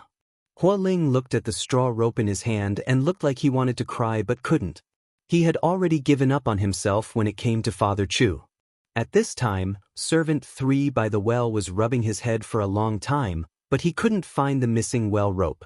Strange, it was clearly here just now. Father Chu wandered around the study before finding out that Hualing had gone out to handle some matters. He then went to the main courtyard to find his daughter, but he was told that she had gone to the courtyard to practice martial arts. Father Chu walked over and quite a few flowers and plants were poisoned by him. When he walked into the courtyard and saw his daughter, he really wanted to run over happily, but he found that someone was whipping her with a bamboo stick from time to time. Father Chu's eyes widened and he was so angry that his teeth itched. He and Dan Yang were never willing to touch a single hair on Kai Kai's head. This bad person actually dared to hit Kai Kai. He had to teach him a lesson. So Father Chu angrily walked over and stood in front of his daughter. He viciously said, "Hey, black impermanence, are you jealous that I didn't give you face in the study last time? That's why you're transferring your anger to Kai Kai, right? If it's like this, you're too despicable. You're even more despicable than the mud in the pond. You're 100 times, no, 1,000 times worse than an eagle catching chicks." Turin was concentrating on teaching Chu Qingyan and didn't expect to see such a fierce Father Chu. His eyebrows twitched, as if he was about to fly into a rage. Chu Qingyan was holding a water basin on her head. She was happy to see her father, but she didn't expect him to scold Turin. Although it sounded funny, she felt that this wasn't the time to offend her instructor, so she immediately spoke up to stop her father. "Dad, Turin is teaching me martial arts. He's not bullying me, don't worry." "Don't worry? I'm not worried. Why are you holding a basin on such a hot day? It's not raining yet, and you can't catch any water." Father Chu pursed his lips and pitifully felt sorry for his daughter. Chu Qingyan couldn't help but laugh. "Dad, this isn't for catching water. It's for practicing the martial arts squat. It's okay, Dad, you can play by the side. When I'm done, I'll come and play with you." Father Chu thought for a while and reluctantly nodded. But at this time, Turin said gloomily, "Today's training will be delayed by 30 minutes. A cross appeared on Chu Qingyan's head. Father Chu turned around and glared at Turin, then walked away angrily. He had to listen to his daughter, but it didn't mean that he would let black impermanence go. Father Chu walked around the courtyard and glared at Turin from time to time. No matter how strong Turin's willpower was, he couldn't bear it. When he turned around, Father Chu had already looked away as if nothing had happened. Turin was so angry. Father Chu wandered to the entrance of the courtyard and happened to meet the servant who was delivering tea to Turin. Father Chu rolled his eyes and then went up to him. "Chu, Master Chu." The servant girl was so scared that she took 2 steps back. The good reputation of the little princess's father had already spread in the prince's mansion. The servant girl trembled as she saluted. "Delivering tea to black impermanence?" Father Chu smiled in a way that he thought was friendly, but he didn't expect that the servant girl was so scared that she trembled even more. Yes, it's for Turin." "Then leave it to me. I'm very familiar with him." "Very familiar? This reason?" The servant girl wanted to ask, but she handed over the tea shakily under Father Chu's smile. Holding the tea, Father Chu smiled gloomily. "Little guy, just you wait."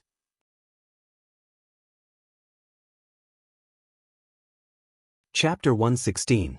After training Chu Qingyan for half a day, Turin felt a little thirsty.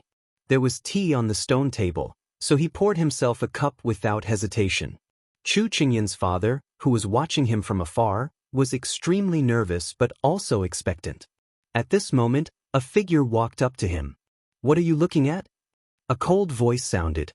"I'm watching black impermanence drink water," Chu Qingyan's father replied without hesitation. "What's there to see?" The cold voice was mixed with a hint of disapproval. "Because," Chu Qingyan's father laughed, "I put chili powder in it." As soon as he finished speaking, the person at the stone table suddenly roared. Then, with a whoosh, he ran out of the courtyard to look for water. Chu Qingyan's father pushed his hair back, which was blown by the wind when Turin ran past, and said with emotion, "It feels like flying." Nonsense. The cold voice faintly sounded like it didn't know whether to laugh or cry. At this moment, Chu Qingyan's father suddenly reacted. He turned to look at the person beside him and shouted in surprise, son-in-law, you're back." Anchem. Xiao Su was already used to being surprised by him. Xiao Su walked towards Chu Qingyan, who was squatting, and raised her arm a little higher. "Big ice block, when can I really learn martial arts?" This was a question she had always wanted to know. Start with the basics first. More haste, less speed. In fact, Turin had already told him that with Qingyan's learning speed, she would be able to learn archery and swordsmanship in a few days.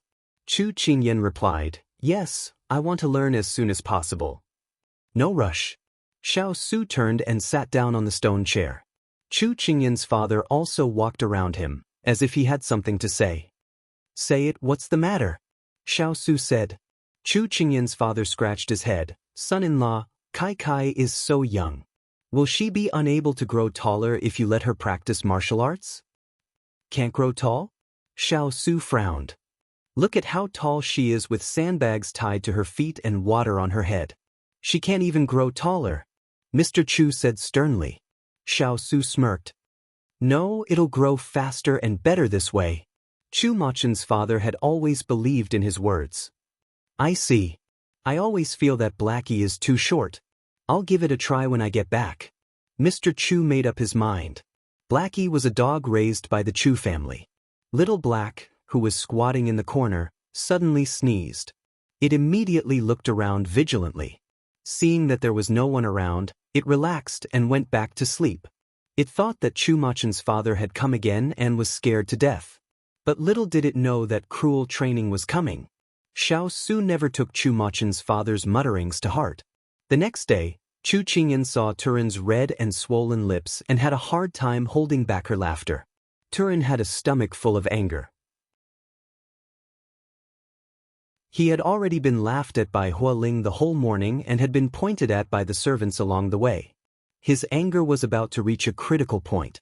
Now that he saw Chu Qingyan holding back her laughter, he became even more angry. If it weren't for her father, would he have fallen to this state? Increase the weight of the sandbag by 5 pounds. Chu Qingyan's hands trembled. She wanted to cry but had no tears. She changed the sandbag in her hands to 10 pounds. Now she was running with 20 pounds of weight. Seeing Chu Qingyan running in pain, Turin felt that his anger had dissipated by half. However, when he saw Chu Qingyan's father striding over, Turin felt his lips begin to hurt again. The servants brought in tea and snacks at this time. This time, Turin was cautious and didn't touch the water. He only ate a few pieces of cake. Chu Qingyan's father slowly walked in front of his daughter and then happily ran with her.